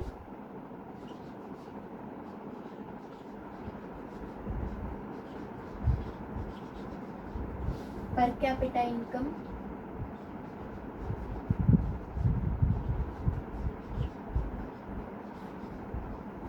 Next, labor. Okay, ಇಷ್ಟು ವರ್ಡ್ಸ್ ಯಾಕೆ ಇಂಪಾರ್ಟೆಂಟ್ ಅಂತ ನಾವು ಈ ಚಾಪ್ಟರಲ್ಲಿ ಅರ್ಥ ಮಾಡ್ಕೊಂಡ್ಬಿಟ್ರೆ ಸಾಕು. ಈ ಚಾಪ್ಟರಲ್ಲಿ ಹೇಳುವಂಥದ್ದು ಅಷ್ಟೇ ಆಯಿತಾ. ಆವಾಗ ನಮ್ಮದು ಈ ಚಾಪ್ಟರ್ ಮುಗ್ದೇ ಬಿಡುತ್ತೆ. ಓಕೆನಾ. ಈಗ ನೋಡೋಣ ಫಸ್ಟ್ ಡಿಮ್ಯಾಂಡ್ ಅಂದರೆ ಏನು. ಡಿಮ್ಯಾಂಡನ್ನು ನಾವು ಕನ್ನಡದಲ್ಲಿ ಏನು ಹೇಳ್ತೀವಿ ಹೇಳಿ. ಡಿಮ್ಯಾಂಡನ್ನು ನಾವು ಕನ್ನಡದಲ್ಲಿ ಏನು ಹೇಳ್ತೀವಿ ಮಕ್ಕಳೇ? ಬೇಡಿಕೆ ಅಂತ ಹೇಳ್ತೀವಿ, ಹೌದಲ್ವಾ. ಡಿಮ್ಯಾಂಡ್. ಓಕೆ, ಡಿಮ್ಯಾಂಡ್ ಅಂದರೆ ಏನು? ನಾವೆಲ್ಲ ಸಾಮಾನ್ಯ ಮಾತಾಡೋ ಟೈಮಿಗೆ ಹೇಳ್ತೀವಲ್ಲ, ಆ ವಸ್ತಿಗೆ ಡಿಮ್ಯಾಂಡ್ ಜಾಸ್ತಿ, ನಿಮ್ಮ ಹತ್ರ ಆಸ್ತಿ ಇದೆಯಾ, ಈಗ ಮಾರಬೇಡಿ, ಸ್ವಲ್ಪ ದಿನದಲ್ಲಿ ಆ ಜಾಗ ತಗೊಳ್ಬೇಕಂದ್ರೆ ಡಿಮ್ಯಾಂಡ್ ಜಾಸ್ತಿ, ಅಲ್ಲಿ ಈಗಲೇ ಮಾರಬೇಡಿ, ಒಂದು ಸ್ವಲ್ಪ ಹೊತ್ತು ಕಾಯಿರಿ, ನಿಮಗೆ ಸಖತ್ತು ಡಿಮ್ಯಾಂಡ್ ಆಗುತ್ತೆ ಆ ಕಡೆ ಜಾಗ ಅಂತ ಎಲ್ಲ ಹೇಳ್ತಿರ್ತಾರೆ. ಆ ಏರಿಯಲ್ಲಿ ಮನೆಗಳು ನೋಡಿ ತುಂಬ ಡಿಮ್ಯಾಂಡು ಅಂತ ಹೇಳ್ತಾರೆ. ಈ ಥರ ಎಲ್ಲ ಡಿಮ್ಯಾಂಡ್ ಕೇಳಿದ್ದೀರ ಅಲ್ವಾ. ಹಂಗಂದ್ರೆ ಏನು? ಬೇಡಿಕೆ ಆಯಿತಾ. ಅಲ್ಲಿನ ಬೇಡಿಕೆ ಜಾಸ್ತಿ ಇದೆ ಜನರಿಗೆ, ಅಲ್ಲಿ ಬೇಕು ಅಂತ ಹೇಳ್ಬಿಟ್ಟು ತುಂಬ ಜನರು ಇಷ್ಟಪಡ್ತಾರೆ ಅಂತ ಹೇಳ್ಬಿಟ್ಟು ಆಯಿತಾ. Demand is not only a want, ಇದು ಬರೀ ಬೇಕು ಅನ್ನೋದಲ್ಲ ಆಯಿತಾ. In addition to what is there is an attitude to buy a ability to spend money. ಅದು ಒಂದು ಏನು ಆ್ಯಟಿಟ್ಯೂಡ್ ಅಂದರೆ ಅದು ಖರೀದಿಸಬೇಕು ಅಥವಾ ಅಲ್ಲಿ ಸ್ಪೆಂಡ್ ಮಾಡಬೇಕು ಮನಿ ಅನ್ನೋದು, ಅದೊಂದು ಏನು ಆ್ಯಟಿಟ್ಯೂಡ್ ಅಂತ ಹೇಳ್ಬಿಟ್ಟು ಹೇಳ್ತಾ ಇದ್ದಾರೆ. Then only it becomes demand. ಆವಾಗಲೇ ಅದು ಡಿಮ್ಯಾಂಡ್ ಆಗುತ್ತೆ. ಒಂದು ಏನಿರಬೇಕು? ಆ್ಯಟಿಟ್ಯೂಡ್ ಇರಬೇಕು, ಅದನ್ನು ಖರೀದಿಸಬೇಕು ಆಯಿತಾ. ಅದನ್ನು ಅದ್ರ ಮೇಲೆ, ಆ ವಸ್ತು ಮೇಲೆ ನಮ್ಮ ದುಡ್ಡನ್ನು ಖರ್ಚು ಮಾಡಬೇಕು ಅನ್ನೋ ಒಂದು ಆ್ಯಟಿಟ್ಯೂಡ್ ಇರುತ್ತಲ್ಲ, ಅದನ್ನು ನಾವು ಡಿಮ್ಯಾಂಡ್ ಅಂತ ಹೇಳ್ಬಿಟ್ಟು ಕರಿತೀವಿ ಆಯಿತಾ. ಈಗ ನೋಡಿ, ಈಗ ಈ ಪೆನ್ಸಿಲಿಗೆ ನಾನು ಪೆನ್ಸಿಲ್ ಎಕ್ಸಾಂಪಲ್ ಕೊಟ್ಟನಲ್ಲ, ರೌಂಡ್ ಇರೋ ಪೆನ್ಸಿಲ್ಗಿಂತ ಅದ್ರ ರೇಟು ಕಮ್ಮಿ ಇತ್ತು, ಅದು ಸಿಂಪಲ್ ಆಗು ಇತ್ತು ಅಲ್ವಾ. ಆದರೆ ಜನರಿಗೆ ಏನು ಬೇಕು? ಕಾಂಪ್ಲೆಕ್ಸ್ ಐಟಮ್ಸ್ ಬೇಕು ಆಯಿತಾ, ಸ್ಟ್ಯಾಂಡರ್ಡ್ ಐಟಮ್ಸ್ ಬೇಕು. ಅದು ರೇಟ್ ಬೇಕಾದರೆ ಜಾಸ್ತಿ ಇರಲಿ, ಆದರೆ ಅದು ಸ್ಟ್ಯಾಂಡರ್ಡ್ ಆಗಿರಬೇಕು, ನೋಡೋದಕ್ಕೆ ಚೆನ್ನಾಗಿ ಕಾಣಬೇಕು, ಅವರಿಗೆ ಯೂಸ್ಫುಲ್ ಆಗಿರಬೇಕು. ಆ ಥರ ಇದ್ದರೆ ಜನರು ಏನು ಮಾಡ್ತಾರೆ? ಆ ವಸ್ತುಗಳ ಮೇಲೆ ಡಿಮ್ಯಾಂಡ್ ಮಾಡ್ತಾರೆ ಆಯಿತಾ. ಬೇಕು ಅನ್ನೋದನ್ನು ತೋರಿಸ್ಕೊಳ್ತಾರೆ, ಒಂದು ಆ್ಯಟಿಟ್ಯೂಡ್ನ ಅದ್ರ ಮೇಲೆ ಇಟ್ಕೊಳ್ತಾರೆ ಅಂತ ಹೇಳ್ಬಿಟ್ಟು ಹೇಳೋದಕ್ಕೆ ಇಲ್ಲಿ ಇಷ್ಟಪಡ್ತಿದ್ದಾರೆ. Next, demand is the quantity of economic goods that can be brought at a fixed price at a given time. Generally, when the price increases, the demand for it decreases. The only it becomes demand is the quantity of economic goods. Demand ಯಾವುದ್ರ ಮೇಲೆ ಮಾಡ್ತಾರೆ? ಒಂದು quantity ಮೇಲೆ, economic ಗೂಡ್ಸ್ನ quantity ಮೇಲೆ demand ಮಾಡ್ತಾರೆ. That can be brought at a fixed price ಆಯಿತಾ. ಅದನ್ನು ಒಂದು ಫಿಕ್ಸ್ಡ್ ಪ್ರೈಸಲ್ಲೂ ಕೂಡ ತರಬಹುದು ಅಟ್ ಅ ಗಿವನ್ ಟೈಮ್ ಆಯಿತಾ. ಒಂದು ಟೈಮಲ್ಲಿ ಅದು ಫಿಕ್ಸ್ಡ್ ಪ್ರೈಸಲ್ಲೂ ಕೂಡ ಸಿಗತ್ತೆ. Generally when the price increases, ಆದರೆ ಅದ್ರ ಪ್ರೈಸ್ ಇನ್ಕ್ರೀಸ್ ಆಗ್ತಿದೆ ಅಂದರೆ ಅದೇನು? ಡಿಮ್ಯಾಂಡ್ ಅಂತ ಹೇಳ್ಬಿಟ್ಟು ಜನರು ಅದನ್ನು ಡಿಮ್ಯಾಂಡ್ ಮಾಡ್ತಿದ್ದಾರೆ, ಅದಕ್ಕೆ ಪ್ರೈಸ್ ಇನ್ಕ್ರೀಸ್ ಆಗ್ತಿದೆ. The demand for it decreases. Generally when the price increase ಆದರೆ ಅದರ ಡಿಮ್ಯಾಂಡ್ ಏನಾಗುತ್ತೆ? ಡಿಕ್ರೀಸ್ ಆಗುತ್ತೆ ಆಯಿತಾ. ಈಗ ನೋಡಿ ಮಕ್ಕಳೇ, ಒಂದೊಂದು ಸತಿ ಏನಾಗುತ್ತೆ, ನೀವು ಮನೆ ನೋಡೋಕ್ಕೆ ಹೋಗಿರ್ತೀರ ಆಯಿತಾ. ಮನೆ ಇದ್ದರೆ ಓಕೆ, ಆದರೆ ಈಗ ಸಪೋಸ್ ಹಿಂಗೆ ಥಿಂಕ್ ಮಾಡೋಣ, ನಮ್ಮ ಹತ್ರ ಮನೆ ಇಲ್ಲ ಆಯಿತಾ, ನಾವು ಮನೆ ತೊಗೊಳಕ್ಕೆ ಹೋಗ್ತಾ ಇದ್ದೀವಿ ಆಯಿತಾ. ಮನೆಗೆ ಒಬ್ಬರು ಓನರ್ ಸಿಕ್ಕಿದ್ರು ಆಯಿತಾ. ಅಲ್ಲಿ ಹೋದ್ವಿ, ಮನೆ ನೋಡಿದ್ವಿ, ಹೌದು ಚೆನ್ನಾಗಿದೆ, ಓ ನಮಗೆ ಸೂಟ್ ಆಗುತ್ತೆ ಈ ಮನೆ, ಹಾಗೆ ಹಿಂಗೆ ಅಂತ ಹೇಳ್ಬಿಟ್ಟು ನೋಡ್ಕೊಂಡು ಬಂದ್ವಿ ಆಯಿತಾ. ಅವ್ರೀಗ ಹೇಳಿದ್ರು ಏನು ತಿಂಗಳಿಗೆ 10,000 ಏನೋ ಬಾಡಿಗೆ ಅಂತ ಹೇಳಿದ್ದಾರೆ ಆಯಿತಾ. ನಾವು ಮನೆಗೆ ಬಂದ್ವಿ, ಓಕೆ ಮಾತಾಡಿ ಹೇಳ್ತೀವಿ, ಏನಿದೆ ರೆಸ್ಪಾನ್ಸ್ ಮಾಡ್ತೀವಿ ನಿಮಗೆ ಆಯಿತಾ, ಕಾಲ್ ಮಾಡಿ ಮಾತಾಡ್ಕೊತೀವಿ ಅಂತ ಹೇಳ್ಬಿಟ್ಟು ಮನೆಗೆ ಬಂದ್ವಿ ಆಯಿತಾ. ಆಮೇಲೆ ಏನಾಯಿತು, ಮತ್ತೆ ನೆಕ್ಸ್ಟ್ ಡೇ ನಾವು ಕಾಲ್ ಮಾಡಿದಾಗ ಅವರು ಇಲ್ಲ 10,000 ಆಗಲ್ಲ, 11 ಇಲ್ಲ 12 ಆದರೂ ನೀವು ಕೊಡಲೇಬೇಕು ಆಯಿತಾ, 12 ಇಲ್ಲ 11 ಆದರೂ ನೀವು ಕೊಡಲೇಬೇಕು ಮನೆಗೆ ಬಾಡಿಗೆ, ಇಲ್ಲ ಅಂದರೆ ನಾವು ನಿಮಗೆ ಕೊಡೋದಕ್ಕೆ ಆಗೋದಿಲ್ಲ ಅಂತ ಹೇಳ್ತಾರೆ. ನಾನು ಅದರ ಹಿಂದೆ ಏನಪ್ಪ ಇದು ಏನು ವಿಚಾರ ಅಂತ ನಾವೇನಾದರೂ ತಿಳುವಳಿಕೆಗೆ ಹಿಂದೆ ಹೋದರೆ ಅವಾಗ ಗೊತ್ತಾಗುತ್ತೆ, ಓ ಯಾರೋ ಇನ್ನೊಬ್ರು ಬಂದ್ಬಿಟ್ಟು 10,500 ರೂಪಾಯಿಗೆ ಒಪ್ಕೊಂಡು ಹೋಗಿದ್ದಾರೆ, ಅದಕ್ಕೆ ಈ ಮನೆ ಡಿಮ್ಯಾಂಡ್ ಜಾಸ್ತಿ ಆಗಿದೆ. ಯಾವಾಗ ಜನರು ಈ ವಸ್ತು ಬೇಕು ಅಂತಾರೋ ಅವಾಗ ಆ ಥಿಂಗ್ಸಿನ ಏನಾಗುತ್ತೆ, ಡಿಮ್ಯಾಂಡ್ ಜಾಸ್ತಿ ಆಗುತ್ತೆ ಆಯಿತಾ, ಬೇಡಿಕೆ ಜಾಸ್ತಿ ಆಗುತ್ತೆ, ಬೇಕು ಅನ್ನೋದು ಅಂಶ ಜಾಸ್ತಿ ಆಗುತ್ತೆ ಆಯಿತಾ. ಇದೇ ಡಿಮ್ಯಾಂಡ್ ಆಯಿತಾ. ಸಿಂಪಲ್ಲಾಗಿ ಇಷ್ಟು ಹೇಳಿದ್ರೆ ಮುಗೀತು. ಆದರೆ ಮಕ್ಕಳೇ ಪ್ರೈಸ್ ಇನ್ಕ್ರೀಸ್ ಆದಾಗ, ಈಗ ಅವರು 10,500ಗೆ ಅವ್ರು ಒಪ್ಕೊಂಡು ಹೋಗಿದ್ದಾರೆ, ಇವ್ರು ನನ್ನ ಹತ್ರ 11,000 ಕೇಳ್ತಿದ್ದಾರೆ ಅಂತ ಅಂದ್ಕೊಳ್ಳೋಣ, 11 ಅಥವಾ 12. ಇವಾಗ ನಾನೇನು ಮಾಡಿದೆ, ಬೇಡ ಬಿಡು ಅಷ್ಟು ದುಡ್ಡಲ್ಲಿ ನನಗೆ ಇನ್ನೊಂದು ಮನೆಯೇ ಸಿಗುತ್ತೆ, ಬೇರೆ ಕಡೆನೇ ಹುಡ್ಕೊಳ್ಳೋಣ ಸಿಗುತ್ತೆ ಅಂತ ಹೇಳ್ಬಿಟ್ಟು ನಾನು ಬಿಟ್ಟರೆ, ಪ್ರೈಸ್ ಇನ್ಕ್ರೀಸ್ ಆದಂಗೆ ಏನಾಯಿತು, ನನ್ನ ಡಿಮ್ಯಾಂಡ್ ಏನಾಯಿತು, ಕಡಿಮೆ ಆಯಿತು, ಬೇಡ ನನಗೆ ಅಂತ ಅನ್ನಿಸ್ತು. ಅದನ್ನು ಇಲ್ಲಿ ಹೇಳ್ತಾ ಇರುವಂಥದ್ದು. Next, demand has a great influence in the field of production. Demand ಎಲ್ಲಿ ಗ್ರೇಟ್ ಇನ್ಫ್ಲೂಯೆನ್ಸ್ ತೋರಿಸುತ್ತೆ, ಇಂಟ್ರೆಸ್ಟ್ ತೋರಿಸುತ್ತೆ ಅಂದರೆ ಪ್ರೊಡಕ್ಷನಲ್ಲಿ ಆಯಿತಾ. When there is an increasing demand, generally production, employment, income and supply increases. Demand ಜಾಸ್ತಿ ಆದರೆ ಜನರು ಬೇಕು ಅನ್ನೋದನ್ನು ಜಾಸ್ತಿ ಹೇಳಿದ್ರೆ, ಈಗ ನಾನು ಹೇಳಿದೆ ನಾನೊಂದು ಪೆನ್ಸಿಲ್ ಪ್ರೊಡಕ್ಷನ್ ಮಾಡ್ತಾ ಇದ್ದೀನಿ, ದಿನಕ್ಕೆ 100 ಅಥವಾ 150 ಪೆನ್ಸಿಲ್ಗಳು ನನ್ನ ಹತ್ರ ಸೇಲ್ ಆಗ್ತಾ ಇದ್ದಾವೆ ಆಯಿತಾ. ಈಗ ಒಂದೇ ಸತಿ ಜನರಿಗೆ ಇಷ್ಟ ಆಯಿತು, ಓ ಈ ಪೆನ್ಸಿಲ್ ತುಂಬ ಚೆನ್ನಾಗಿದೆ, ಹಿಡ್ಕೊಳ್ಳೋದಕ್ಕೂ ಗ್ರಿಪ್ ಇದೆ ಆಯಿತಾ, ಕಲರು ಚೆನ್ನಾಗಿದೆ, ಮಕ್ಕಳಿಗೂ ಅಟ್ರಾಕ್ಟ್ ಆಗ್ತಿದೆ ಅಂತ ಹೇಳ್ಬಿಟ್ಟು ಜನರಿಗೆ ಇಷ್ಟ ಆಯಿತು. ಜನರು ಏನು ಮಾಡಿದ್ರು, ಡಿಮ್ಯಾಂಡ್ ಮಾಡಿದ್ರು, ಓ ಇನ್ನೂ ಬೇಕು, ಈ 150 ಇರೋದ ನಿಮ್ಮ ಹತ್ರ 200 ಮಾಡಿ 300 ಮಾಡಿ ಅಂತ ಹೇಳಿದಾಗ ನಾನೇನು ಮಾಡಿದೆ, ಪ್ರೊಡಕ್ಷನ್ನ, ಅದನ್ನು ಕ್ರಿಯೇಟ್ ಮಾಡೋ ವಸ್ತುನ ಜಾಸ್ತಿ ಮಾಡಿದೆ ಆಯಿತಾ, ಕ್ರಿಯೇಷನನ್ನು ಜಾಸ್ತಿ ಮಾಡಿದೆ. ಯಾಕಂದರೆ ಡಿಮ್ಯಾಂಡ್ ಬಂತು. ಕ್ರಿಯೇಷನ್ ಜಾಸ್ತಿ ಆದಾಗ ನಾನೇನು ಅಂಗಡಿಗಳಿಗೆ ಜಾಸ್ತಿ ಸಪ್ಲೈ ಮಾಡ್ತೀನಿ, ಓಕೆನಾ, ಅಂಗಡಿಗಳಿಗೆ ಜಾಸ್ತಿ ಸಪ್ಲೈ ಮಾಡ್ತೀನಿ, ಮತ್ತು ನನಗೆ ಜಾಸ್ತಿ ಇನ್ಕಮ್ ಬರುತ್ತೆ, ಮತ್ತು ಎಂಪ್ಲಾಯ್ಮೆಂಟ್ ಸಿಗುತ್ತೆ ಜನರಿಗೆ, ಹೌದಾ. ನನ್ನ ಹತ್ರ ಒಂದು 20 ಜನ ಇದ್ದು ಕೆಲಸ ಮಾಡ್ತಿದ್ರು ಅಂತ ಅಂದ್ಕೊಳ್ಳಿ ಆಯಿತಾ, 150 ಪೆನ್ಸಿಲ್ ಮಾಡೋದು. ನಾನು ಸಿಂಪಲ್ಲಾಗಿ ಒಂದು ಶಾರ್ಟ್ ಎಕ್ಸಾಂಪಲ್ ಕೊಡ್ತಿದ್ದೀನಿ, ಯಾರೂ 20 ಜನ 150 ಪೆನ್ಸಿಲ್ ಕ್ರಿಯೇಟ್ ಮಾಡಲ್ಲ ಅಲ್ಲ, ಇದು ತುಂಬ ಸಿಲ್ಲಿ ಆಗುತ್ತೆ ಹೌದಲ್ವಾ. ನಾನು ನಿಮಗೆ ಅರ್ಥ ಆಗಲಿ ಅಂತ ಹೇಳ್ಬಿಟ್ಟು ಇಷ್ಟು ಸಿಂಪಲ್ಲಾಗಿ ಹೇಳ್ತಾ ಇದ್ದೀನಿ, ಓಕೆನಾ. ಒಂದು 20 ಜನ ನನ್ನ ಹತ್ರ ಕೆಲಸ ಮಾಡೋರು ಇದ್ದರು ಆಯಿತಾ, 150 ಪೆನ್ಸಿಲ್ ಮಾಡೋದಕ್ಕೆ ನನಗೆ ದಿನಕ್ಕೆ 20 ಜನ ಸಾಕಿತ್ತು, ಓಕೆನಾ. ಆದರೆ ಈಗ ಜನರ ಡಿಮ್ಯಾಂಡ್ ಆಗ್ತಿರೋದ್ರಿಂದ ನಾನೇನು ಮಾಡ್ತಿದ್ದೀನಿ, ಬೇರೆಯವರಿಗೂ ಕೆಲಸ ಕೊಡೋದಕ್ಕೆ ಸ್ಟಾರ್ಟ್ ಮಾಡಿದ್ದೀನಿ. ಬನ್ನಿ ನನ್ನ ಹತ್ರ ಕೆಲಸ ಇದೆ, ನಾನು ಕೆಲಸ ಕೊಡ್ತೀನಿ, ಇಷ್ಟಕ್ಕೆ ಕೊಡ್ತೀನಿ ಅಷ್ಟಕ್ಕೆ ಕೊಡ್ತೀನಿ ಅಂತ. ಇಲ್ಲೇನಾಗುತ್ತೆ, ಎಂಪ್ಲಾಯ್ಮೆಂಟ್ ಜಾಸ್ತಿ ಆಗುತ್ತೆ ಆಯಿತಾ, ನನಗೆ ಬರುವಂಥ ಇನ್ಕಮ್, ನನಗೆ ಬರುವಂಥ ದುಡ್ಡು ಏನಾಗುತ್ತೆ, ಜಾಸ್ತಿ ಆಗುತ್ತೆ. ಮತ್ತೆ ಏನು ಜಾಸ್ತಿ ಆಗುತ್ತೆ, ಸಪ್ಲೈ ಜಾಸ್ತಿ ಆಗುತ್ತೆ. ನಾನು ಈಗ ಜನರು ಕೇಳ್ತಿದ್ದಾರೆ ಅಂದರೆ ನಾನು ಅಂಗಡಿಗಳಿಗೆ ಜಾಸ್ತಿ ಸಪ್ಲೈ ಮಾಡ್ತೀನಿ ಆಯಿತಾ. ನೆಕ್ಸ್ಟ್ ಇದನ್ನೆಲ್ಲ ಮತ್ತು ಪ್ರೊಡಕ್ಷನ್ ಕೂಡ ಮಾಡೋ ಕೆಲಸ, ಕ್ರಿಯೇಷನ್ನು ಅದನ್ನು ಮಾಡುವಂಥದ್ದು, ತಯಾರಿಕೆ ಮಾಡುವಂಥದ್ದು ಕೂಡ ಜಾಸ್ತಿ ಆಗುತ್ತೆ. The standard of living of the people improves. ಇದರಿಂದ ಏನಾಗುತ್ತೆ, ಇಲ್ಲಿ ಜನರು ಇರುವಂತಹ ಸ್ಟ್ಯಾಂಡರ್ಡ್ ಇಂಪ್ರೂವ್ ಆಗುತ್ತೆ. ಈಗ ನನಗೆ ಜಾಸ್ತಿ ದುಡ್ಡು ಬರ್ತಿದೆ, ಹೌದಾ, ನಾನು ಕ್ರಿಯೇಟ್ ಮಾಡಿಸ್ತಿದ್ದೀನಿ, ನನಗೆ ಇನ್ಕಮ್ ಜಾಸ್ತಿ ಬರ್ತಿದೆ, ನನ್ನ ಲೈಫ್ ಸ್ಟೈಲ್ ಸ್ವಲ್ಪ ಚೇಂಜ್ ಆಗುತ್ತಾ. ಈಗ ನಾನು ಏನೋ ದಿನಕ್ಕೆ ಒಂದು ಇದರಲ್ಲಿ ಒಂದು ಸಣ್ಣ ಕಾರಲ್ಲಿ ಬರ್ತಿದ್ದೆ ಅಂತ ಅಂದ್ಕೊಳ್ಳಿ, ನನ್ನ ಕಾರ್ ಚೇಂಜ್ ಆಗುತ್ತೆ, ಹೌದಾ, ಫಸ್ಟ್ ಥಿಂಗ್ಸ್ ಚೇಂಜ್ ಆಗುವಂಥದ್ದು. ಅದೇ ನನ್ನ ಹತ್ರ ಕೆಲಸಕ್ಕಿದ್ದವರು ಯಾರೋ ಬಾಡಿಗೆ ಮನೇಲಿ ಇರ್ತಾರೆ ಆಯಿತಾ, ಅವಾಗ ಅವ್ರು ಏನು ಮಾಡ್ಕೊತಾರೆ, ಲೀಸಿಗೆ ಹಾಕ್ಕೊತಾರೆ, ಯಾರೋ ಲೀಸ್ ಮನೇಲಿ ಇರ್ತಾರೆ, ಅವ್ರು ಏನು ಮಾಡ್ಕೊತಾರೆ, ಇದು ಸ್ವಂತ ಮನೆ ಕಟ್ಕೊಳ್ಳೋದಕ್ಕೆ ಸ್ಟಾರ್ಟ್ ಮಾಡ್ತಾರೆ. ಈ ಥರ ಏನಾಗುತ್ತೆ, ಸಿಂಪಲ್ಲಾಗಿ ಎಲ್ಲರೂ ಲೈಫ್ಗಳು ಚೇಂಜ್ ಆಗುತ್ತೆ ಆಯಿತಾ. ಯಾವಾಗ ಅವರಿಗೆ ಎಂಪ್ಲಾಯ್ಮೆಂಟ್ ಸಿಗುತ್ತೆ, ಇನ್ಕಮ್ ಸಿಗುತ್ತೆ, ಆವಾಗ ಲೈಫ್ ಚೇಂಜ್ ಆಗುತ್ತೆ, ಇಂಪ್ರೂವ್ ಆಗುತ್ತೆ ಅಂತ ಹೇಳ್ಬೋದು. The nation continues to move in the progressive direction. ಮತ್ತು ಒಂದು ನೇಷನ್ ಕೂಡ ಡೆವಲಪ್ ಆಗುತ್ತೆ. ಮಕ್ಕಳೇ ನೋಡಿ, ನಾನು ಡೆವಲಪ್ ಆಗ್ತಿದ್ದೀನಿ, ನನ್ನ ಹತ್ರ ಇರೋ ಕೆಲಸದವ್ರು ಡೆವಲಪ್ ಆಗ್ತಿದ್ದಾರೆ ಅಂದರೆ ಏನು, ನೇಷನ್ನು ಕೂಡ ಡೆವಲಪ್ ಆಗುತ್ತಾ. ಇಲ್ಲಿ ಏನು, ಅನ್ಎಂಪ್ಲಾಯ್ಮೆಂಟ್ ರೇಟ್ ಬೀಳತ್ತಾ, ಆಯಿತಾ. ಕೆಲಸ ಸಿಗ್ತಿಲ್ಲ ಅನ್ನೋರು ಕಮ್ಮಿ ಆಗ್ತಾರೆ. ನಾನು ಕೆಲಸ ಕೊಡ್ತಿದ್ದೀನಲ್ಲ, ಫಾರ್ ಎಕ್ಸಾಂಪಲ್ ನಾನು 20 ಮೆಂಬರ್ಸ್ 30 ಮೆಂಬರ್ಸ್ ಅಂತ ಎಕ್ಸಾಂಪಲ್ ಕೊಡ್ತಿದ್ದೀನಿ. ಅದೇ ದೊಡ್ಡ ದೊಡ್ಡ ಕಂಪ್ನಿಗಳು ಚೆನ್ನಾಗಿ ಡೆವಲಪ್ ಆದರೆ ಅವ್ರು ಎಷ್ಟು ಚೆನ್ನಾಗಿ ಕೆಲಸ ಕೊಡಲ್ಲ, ಅಲ್ಲಿ ಅನ್ಎಂಪ್ಲಾಯ್ಮೆಂಟ್ ಕಮ್ಮಿ ಆಗುತ್ತಾ, ಎಂಪ್ಲಾಯ್ಮೆಂಟ್ ಸಿಗುತ್ತಾ ಎಲ್ರಿಗೂ, ಆಯಿತಾ. ಅವರಿಗೆ ಇನ್ಕಮ್ ಸಿಗುತ್ತಾ, ಆಯಿತಾ. ಅದರಲ್ಲಿ ಬಡವರು ಕಮ್ಮಿ ಆಗ್ತಾರಾ, ಆಯಿತಾ. ಇನ್ಕಮ್ ಸಿಗ್ತಿದೆ, ಅವ್ರು ಚೆನ್ನಾಗಿ ಊಟ ಮಾಡ್ತಿದ್ದಾರೆ, ಚೆನ್ನಾಗಿದ್ದಾರೆ ಅವ್ರ ಮನೆಯಲ್ಲಿ, ಅಂದರೆ ಬಡವ್ರು ಚೆನ್ನಾಗಿ ಕಮ್ಮಿ ಆಗ್ತಾರೆ ನೇಷನಲ್ಲಿ. ಈ ಥರ ನೇಷನ್ನು ಕೂಡ ಡೆವಲಪ್ ಆಗುತ್ತೆ, ಆಯಿತಾ. The nation continues to move in the progress direction. When the demand decreases, generally production, income and supply also decreases. ಯಾವಾಗ ಜನರು ಬೇಕು ಅನ್ನೋದನ್ನ ಕಡಿಮೆ ಮಾಡ್ತಾರೋ, ಡಿಮ್ಯಾಂಡ್ನ ಕಮ್ಮಿ ಮಾಡ್ತಾರೋ ವಸ್ತುಗಳ ಮೇಲೆ, ಅವಾಗೇನಾಗುತ್ತೆ, ಪ್ರೊಡಕ್ಷನ್ ನಿಂತೋಗುತ್ತೆ. ಈಗ ನಾನು 50-100 ಜನಕ್ಕೆ ತೊಗೊಂಡು ಕೆಲಸ ಮಾಡಿಸ್ತಿದ್ರೆ ಕೆಲಸನೇ ಇಲ್ಲ ಅಂದರೆ ನಾನು ಅವ್ರಿಗೆ ಏನಂತ ಕೆಲಸ ಕೊಡೋದು, ಹೌದಲ್ವಾ. ಕೊಡಲ್ಲ. ಅವಾಗ ನಾನು ಅವರಿಗೆ ತೆಗೆದು ಬಿಡ್ತೀನಿ ಕೆಲಸದಿಂದ, ಹೌದಲ್ವಾ. ಅವ್ರಿಗೆ ಕೆಲಸದಿಂದ ತೆಗೆದ್ರೆ ಅವ್ರ ಎಂಪ್ಲಾಯ್ಮೆಂಟ್ ಹೋಯ್ತು, ನಾನು ಅಂಗಡಿಯವರಿಗೆ ಕಳಿಸ್ತಿದ್ದ ಸಪ್ಲೈ ಹೋಯ್ತು, ಅವ್ರ ಅಂಗಡಿ ನಿಂತೋಗುತ್ತೆ, ಆಯಿತಾ.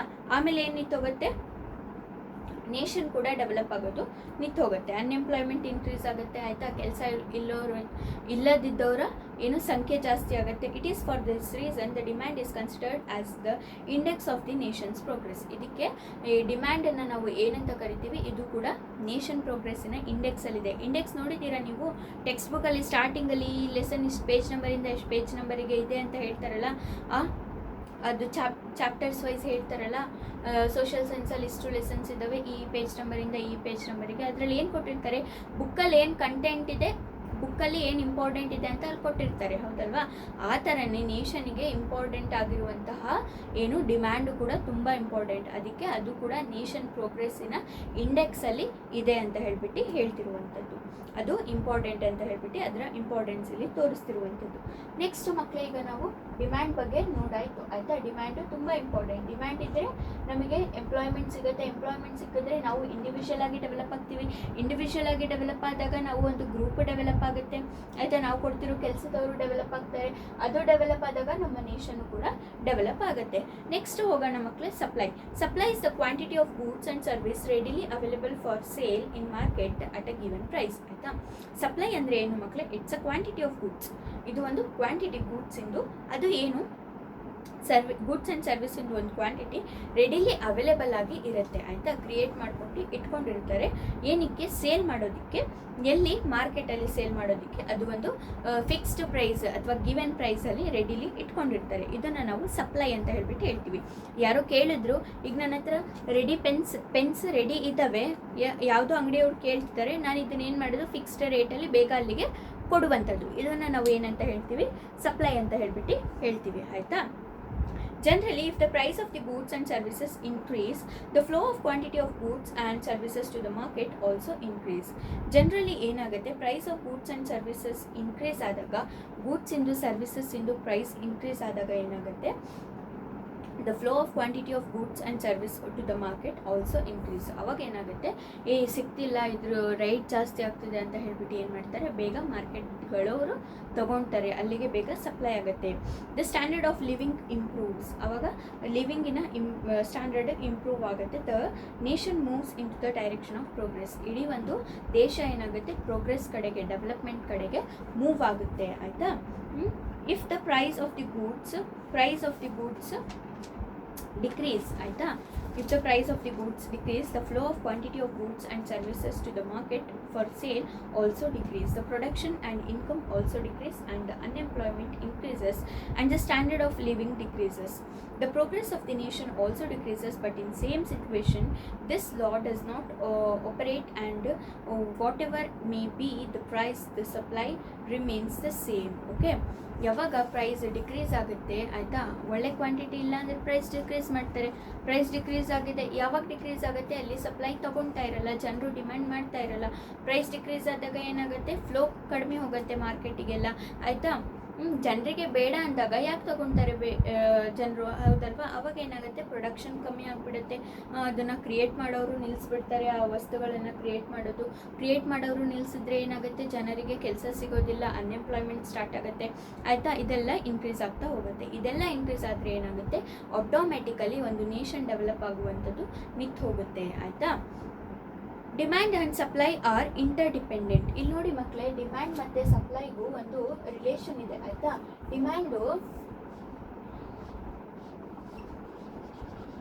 ಡಿಮ್ಯಾಂಡ್ ಇನ್ಕ್ರೀಸ್ ಆದರೆ ಏನಾಗುತ್ತೆ ಮಕ್ಕಳೇ, ಸಪ್ಲೈ ಕೂಡ ಇನ್ಕ್ರೀಸ್ ಆಗುತ್ತೆ. ಹೌದಾ? ಡಿಮ್ಯಾಂಡ್ ಇನ್ಕ್ರೀಸ್ ಆದರೆ ಸಪ್ಲೈ ಇನ್ಕ್ರೀಸ್ ಆಗುತ್ತೆ. ಜನರು ಈ ವಸ್ತು ನಮಗೆ ಬೇಕು ಅಂತ ಇಷ್ಟಪಟ್ಟರೆ ತಾನೇ ಇಲ್ಲಿ ನಾವೇನು ಮಾಡ್ತೀವಿ, ಅದನ್ನು ಅಂಗಡಿಗಳಿಗೆ ಕಳಿಸೋದು, ಅದನ್ನು ಕ್ರಿಯೇಟ್ ಮಾಡೋದನ್ನ ಜಾಸ್ತಿ ಮಾಡ್ತೀವಿ. ಹೌದಲ್ವಾ? ಡಿಮ್ಯಾಂಡ್ ಇನ್ಕ್ರೀಸ್ ಆದರೆ ಆಟೋಮೆಟಿಕಲಿ ಸಪ್ಲೈನ ನಾವು ಇನ್ಕ್ರೀಸ್ ಮಾಡ್ತೀವಿ. ಅದೇ ಡಿಮ್ಯಾಂಡ್ ಕಡಿಮೆ ಆದರೆ ಜನರಿಗೆ ಆ ವಸ್ತುಗಳು ಇಷ್ಟ ಆಗ್ತಿಲ್ಲ, ಅವ್ರು ತಗೊಳ್ತಿಲ್ಲ ಅಂದರೆ ಏನು ಮಾಡ್ತೀವಿ, ಅದನ್ನು ನಾವು ಕಳಿಸೋದು ಕೂಡ ಕಡಿಮೆ ಮಾಡ್ತೀವಿ. ಆವಾಗ ಸಪ್ಲೈ ಕೂಡ ಕಡಿಮೆ ಆಗುತ್ತೆ. ಇದ್ರ ಮಧ್ಯದಲ್ಲಿ ಒಂದು ರಿಲೇಶನ್ಶಿಪ್ ಇದೆ, ಇಂಟರ್ ರಿಲೇಶನ್ಶಿಪ್ ಇದೆ ಅಂತ ಹೇಳ್ಬಿಟ್ಟು ಇಲ್ಲಿ ಹೇಳ್ತಾ ಇದ್ದಾರೆ. Production includes production of goods and services. ನಾನು next ಪಾಯಿಂಟಿಗೆ ಹೋಗ್ಬಿಟ್ಟೆ. The change that takes place in one will influence the other immediately, and this is indicated by the price of goods. Example, when the demand is less, supply is also less and the price decreases. When the demand increases, supply also increase and the price also increase. In short, it can be said that the demand and supply are the two pillars of the economic activity of man. ಓಕೆನಾ? ನಾನು ಇದಿಷ್ಟನ್ನ ಏನು paragraph ಓದಿದೆ ಅದನ್ನೆಷ್ಟನ್ನು ಹೇಳಿದೆ. ಇಲ್ಲಿ ನೋಡಿ ಮಕ್ಕಳೇ, demand ಯಾವಾಗ ಜಾಸ್ತಿ ಆಗುತ್ತೆ ಅವಾಗ ಸಪ್ಲೈ ಕೂಡ ಜಾಸ್ತಿ ಆಗುತ್ತೆ. ಹೌದಲ್ವಾ? ಜನರು ಬೇಕಂದಾಗ ತಾನೇ ನಾವು ಅದನ್ನು ಕ್ರಿಯೇಟ್ ಮಾಡಿ ಅದನ್ನು ಸಪ್ಲೈ ಮಾಡ್ತೀವಿ. ಅದೇ ಡಿಮ್ಯಾಂಡ್ ಕಡಿಮೆ ಆದರೆ ಇಲ್ಲಿ ನಾವು ಸಪ್ಲೈ ಕೂಡ ಕಡಿಮೆ ಆಗುತ್ತೆ. ಜನರು ಬೇಡ ಅಂದರೆ ನಾವೇನು ಸುಮ್ಮನೆ ಅಂಗಡಿಯವ್ರಿಗೆ ಕಳಿಸಿದ್ರೆ ಅವ್ರು ತೊಗೊಳ್ತಾರ? ಇಲ್ಲ ಅಲ್ವಾ? ಹಾಗೆ ಇದು ಎರಡು ಕೂಡ ಏನು ಇಂಟರ್ ರಿಲೇಶನ್ಶಿಪ್ ಇದೆ. ಇದ್ರ ಮಧ್ಯೆ ಏನಿದೆ, ರಿಲೇಶನ್ಶಿಪ್ಪು ಇದೆ. ಇದು ಜಾಸ್ತಿ ಆದರೆ ಇದು ಜಾಸ್ತಿ ಆಗುತ್ತೆ, ಇದು ಕಡಿಮೆ ಆದರೆ ಇದು ಕಡಿಮೆ ಆಗುತ್ತೆ. ಓಕೆನಾ? ಇದು ಕಡಿಮೆ ಆದರೆ ಇದು ಕೂಡ ಕಡಿಮೆ ಆಗೋದಕ್ಕೆ ಚಾನ್ಸಸ್ ಇರುತ್ತೆ. ಓಕೆ, ಇದು ಎರಡು ಕೂಡ ಏನು ಮಾಡಬೇಕು, ಬ್ಯಾಲೆನ್ಸಲ್ಲಿ ನಡಿಬೇಕು. ಒಂದು ಬಿಸ್ನೆಸ್ ಚೆನ್ನಾಗಿ ನಡಿಬೇಕು ಅಂದರೆ ಇದೆರಡು ಕಡಿಮೆ ಆದರೆ ಏನಾಗುತ್ತೆ, ಇದು ಇಂಪ್ಯಾಕ್ಟ್ ಮಾಡುತ್ತೆ ಯಾವ್ದ್ರ ಮೇಲೆ, ನೇಷನಿನ ಪ್ರೋಗ್ರೆಸ್ ಮೇಲೆ. ಆಯಿತಾ? ನೇಷನಿನ ಪ್ರೋಗ್ರೆಸ್ ಕೂಡ ಬಿದ್ದೋಗುತ್ತೆ, ನೇಷನ್ ಕೂಡ ಡೆವಲಪ್ ಆಗೋದಿಲ್ಲ. ಆಯಿತಾ? ಅದನ್ನೇ ಇಲ್ಲಿ ಹೇಳ್ತಾ ಇದ್ದಾರೆ. ಇದು ಎರಡರ ಮಧ್ಯೆ ಏನಿದೆ, ರಿಲೇಶನ್ಶಿಪ್ ಇದೆ. ಇದು ಜಾಸ್ತಿ ಆದರೆ ಇದು ಕೂಡ ಜಾಸ್ತಿ ಆಗುತ್ತೆ, ಇದು ಕಡಿಮೆ ಆದರೆ ಇದು ಕೂಡ ಕಡಿಮೆ ಆಗೋದು ಚಾನ್ಸಸ್ ತುಂಬ ಇರುತ್ತೆ ಅಂತ ಹೇಳ್ಬಿಟ್ಟು ಇಲ್ಲಿ ಹೇಳ್ತಿದ್ದಾರೆ. ಆಯಿತಾ? ಇದೆರಡು ಏನು ಪಿಲ್ಲರ್ ಆಗಿದೆ, ಎಕನಾಮಿಕ್ ಡೆವಲಪ್ಸಿನ ಎರಡು ಮೇನ್ ಪಿಲ್ಲರ್ಸ್ ಆಗಿದ್ದಾವೆ ಅಂತ ಹೇಳ್ಬಿಟ್ಟು ಹೇಳ್ತಾ ಇದ್ದಾರೆ. ನೆಕ್ಸ್ಟ್ ಹೋಗೋಣ ಮಕ್ಕಳೇ, ಸಪ್ಲೈ ಆಯಿತು. ಈಗ ನಾವು ಹೋಗೋಣ ಪ್ರೊಡಕ್ಷನ್ ಬಗ್ಗೆ. ಓಕೆನಾ? Production, the word production has a broad meaning in the economics. Production ಅನ್ನೋ ವರ್ಡ್ಗೆ ಒಂದು ತುಂಬ ದೊಡ್ಡದಾದಂತಹ ಬ್ರಾಡ್ ಆದಂತಹ ಒಂದು ಮೀನಿಂಗ್ ಇದೆ. ಏನು? Production includes production of goods and service. Production ಅಂದರೆ ಏನು? ಅದನ್ನು ಕ್ರಿಯೇಟ್ ಮಾಡುವಂಥದ್ದು. ಆಯಿತಾ? ವಸ್ತುಗಳನ್ನು ತಯಾರಿಸುವಂಥದ್ದು. Though production appears to be the creation of wealth. ಮತ್ತು ಪ್ರೊಡಕ್ಷನ್ ಏನು, ವೆಲ್ತ್ ಕೂಡ ತರುತ್ತೆ ಅಲ್ವಾ? ನಾವು ಪ್ರೊಡ್ಯೂಸ್ ಮಾಡಿದ್ರೆ, ನಾವು ಸಪ್ಲೈ ಮಾಡಿದ್ರೆ, ಜನರು ಡಿಮ್ಯಾಂಡಿಂದ ಅದು ತೊಗೊಳ್ರೆ, ಕೊಂಡ್ಕೊಂಡ್ರೆ ನಮ್ದೇನಾಗುತ್ತೆ, ಇಲ್ಲಿ ವೆಲ್ತ್ ಕೂಡ ಜಾಸ್ತಿ ಆಗುತ್ತೆ. ಒಂದು ಪ್ರೊಡಕ್ಷನ್ ಮಾಡೋದು ನಾವು ಗೂಡ್ಸ್ ಆ್ಯಂಡ್ ಸರ್ವಿಸಿಂದು, ಅದು ಯಾರ ಪ್ರೊಡಕ್ಷನ್ ಮಾಡ್ದಂಗೆ, ನಮ್ಮ ವೆಲ್ತಿನ ಪ್ರೊಡಕ್ಷನ್ ಮಾಡ್ದಂಗೆ. ಆಯಿತಾ? ನಮ್ಮ ವೆಲ್ತ್ ಕ್ರಿಯೇಟ್ ಮಾಡ್ಕೊಂಡಾಗೆ, ನಮ್ಮ ವೆಲ್ತನ್ನು ನಾವು ಜಾಸ್ತಿ ಮಾಡ್ಕೊಂಡಂಗೆ. Man cannot create anything new. ಆಯಿತಾ? ನಾವು ಯಾವುದನ್ನು ಹೊಸದಂತಹ ಮಾಡೋದಕ್ಕಾಗೋದಿಲ್ಲ. It is possible for him to increase the utility of the natural wealth available. ಆದರೆ ನಾವು ಏನು ನಮ್ಮ ಹತ್ರ ಇದೆ ಅದರ ಯೂಸ್ ಮಾಡ್ಕೊಳ್ಳುವಂಥದ್ದನ್ನು ನಾವು ಮಾಡಬಹುದು. ಹೌದಲ್ವಾ ಮಕ್ಕಳೇ? ಗಾಡ್ ಕ್ರಿಯೇಟ್ ಮಾಡಿರೋದು ಬಿಟ್ಟು ಭತ್ತ ಇದನ್ನೆಲ್ಲ ನಾವು ಆಗತ್ತಾ? ಇಲ್ಲ ಅಲ್ವಾ? ಆದರೆ ಆರ್ಟಿಫಿಷಿಯಲಲ್ಲಿ ಬೇರೆ ಬೇರೆ ಟೈಪ್ ಮಾಡ್ತಾರೆ. ಆದರೆ as God has created we can create? No. Okay, ನಾವು ಆರ್ಟಿಫಿಷಿಯಲ್ ಏನೇ ಮಾಡ್ಕೊಳ್ಳಿ, ಆದರೆ ಅದರಲ್ಲಿ ಆ ಸ್ಟ್ರೆಂತ್ ಇರುತ್ತಾ? ಈಗ ನಾವು ತುಂಬ ಕಡೆ ಕೇಳಿದ್ದೀವಿ ಎಗ್ಸ್ನ ಕ್ರಿಯೇಟ್ ಮಾಡ್ತಿದ್ದಾರೆ ಅಂತ ಹೇಳ್ಬಿಟ್ಟು. ಹೌದಲ್ವಾ? ಆದರೆ ನ್ಯಾಚುರಲ್ಲಾಗಿ ಹೇಗೆ ಎಗ್ಸ್ ಕ್ರಿಯೇಟ್ ಆಗುತ್ತೆ by God, can we create like that? No. Can it give that energy that gives from a God made thing? No. We can understand that? No. ಇಲ್ಲಿ ಅದನ್ನೇ ನಾವು ಹೇಳ್ತಿರೋದು, ಯಾವುದು ಹೊಸದನ್ನು ಅವ್ನು ಕ್ರಿಯೇಟ್ ಮಾಡ್ದಂಗೆ ನಾವು ಕ್ರಿಯೇಟ್ ಮಾಡೋದಕ್ಕೆ ಆಗೋದಿಲ್ಲ. ಆದರೆ ಏನು ಉಳಿದಿದೆ ಅದರಿಂದ ನಾವು ಏನಾದರೂ ಮಾಡ್ಕೊಳ್ಬಹುದು, ಅದರಿಂದ ನಾವು ನ್ಯಾಚುರಲ್ ಆಗಿ ವೆಲ್ತನ್ನ ಗಳಿಸಬಹುದು. We must know that production means only to create a special utility. ಆದರೆ ನಮಗೇನು ಗೊತ್ತಾಗಿರಬೇಕು, ಪ್ರೊಡಕ್ಷನ್ ಹೇಗಾಗತ್ತೆ means only creating special utility. ಒಂದು ಯೂಸ್ಫುಲ್ ಆಗಿರುವಂತಹ ವಸ್ತು ಸ್ಪೆಷಲ್ ಆಗಿ ನಾವು ಕ್ರಿಯೇಟ್ ಮಾಡಿದ್ರೆ ಮಾತ್ರ ನಮ್ದೇನಾಗುತ್ತೆ, ಪ್ರೊಡಕ್ಷನ್ ಇನ್ಕ್ರೀಸ್ ಆಗುತ್ತೆ. ಆಯಿತಾ? The goods thus produce must also have value. ಮತ್ತು ನಾವು ಏನನ್ನು ಪ್ರೊಡ್ಯೂಸ್ ಮಾಡ್ತೀವಿ, ಈಗ ನಾನು ಹೇಳಿದೆ ಪೆನ್ಸಿಲ್ ವ್ಯಾಲ್ಯೂಯೇಬಲ್. ಹೌದಲ್ವಾ? ಎಲ್ಲರೂ ಯೂಸ್ ಮಾಡ್ತಾರೆ. ಇದು ದೇಶದಲ್ಲಿ ಯಾರೇ ಇರಲಿ ಯೂಸ್ ಮಾಡ್ತಾರಲ್ವಾ ಬರೆಯೋದಕ್ಕೆ. ಹೌದಲ್ವಾ? ದೇಶದಲ್ಲೇ ಅಲ್ಲ, ಇಡೀ ವರ್ಲ್ಡಲ್ಲಿ ಎಲ್ಲ ಇರಲಿ ಯೂಸ್ ಮಾಡ್ತಾರೆ. ಹೌದಲ್ವಾ? ಆ ಥರ ಏನಿರಬೇಕು, ಯೂಸ್ ಇರಬೇಕು ನಾವು ಕ್ರಿಯೇಟ್ ಮಾಡಿರುವಂತಹ ವಸ್ತುಗಳು. ಓಕೆನಾ.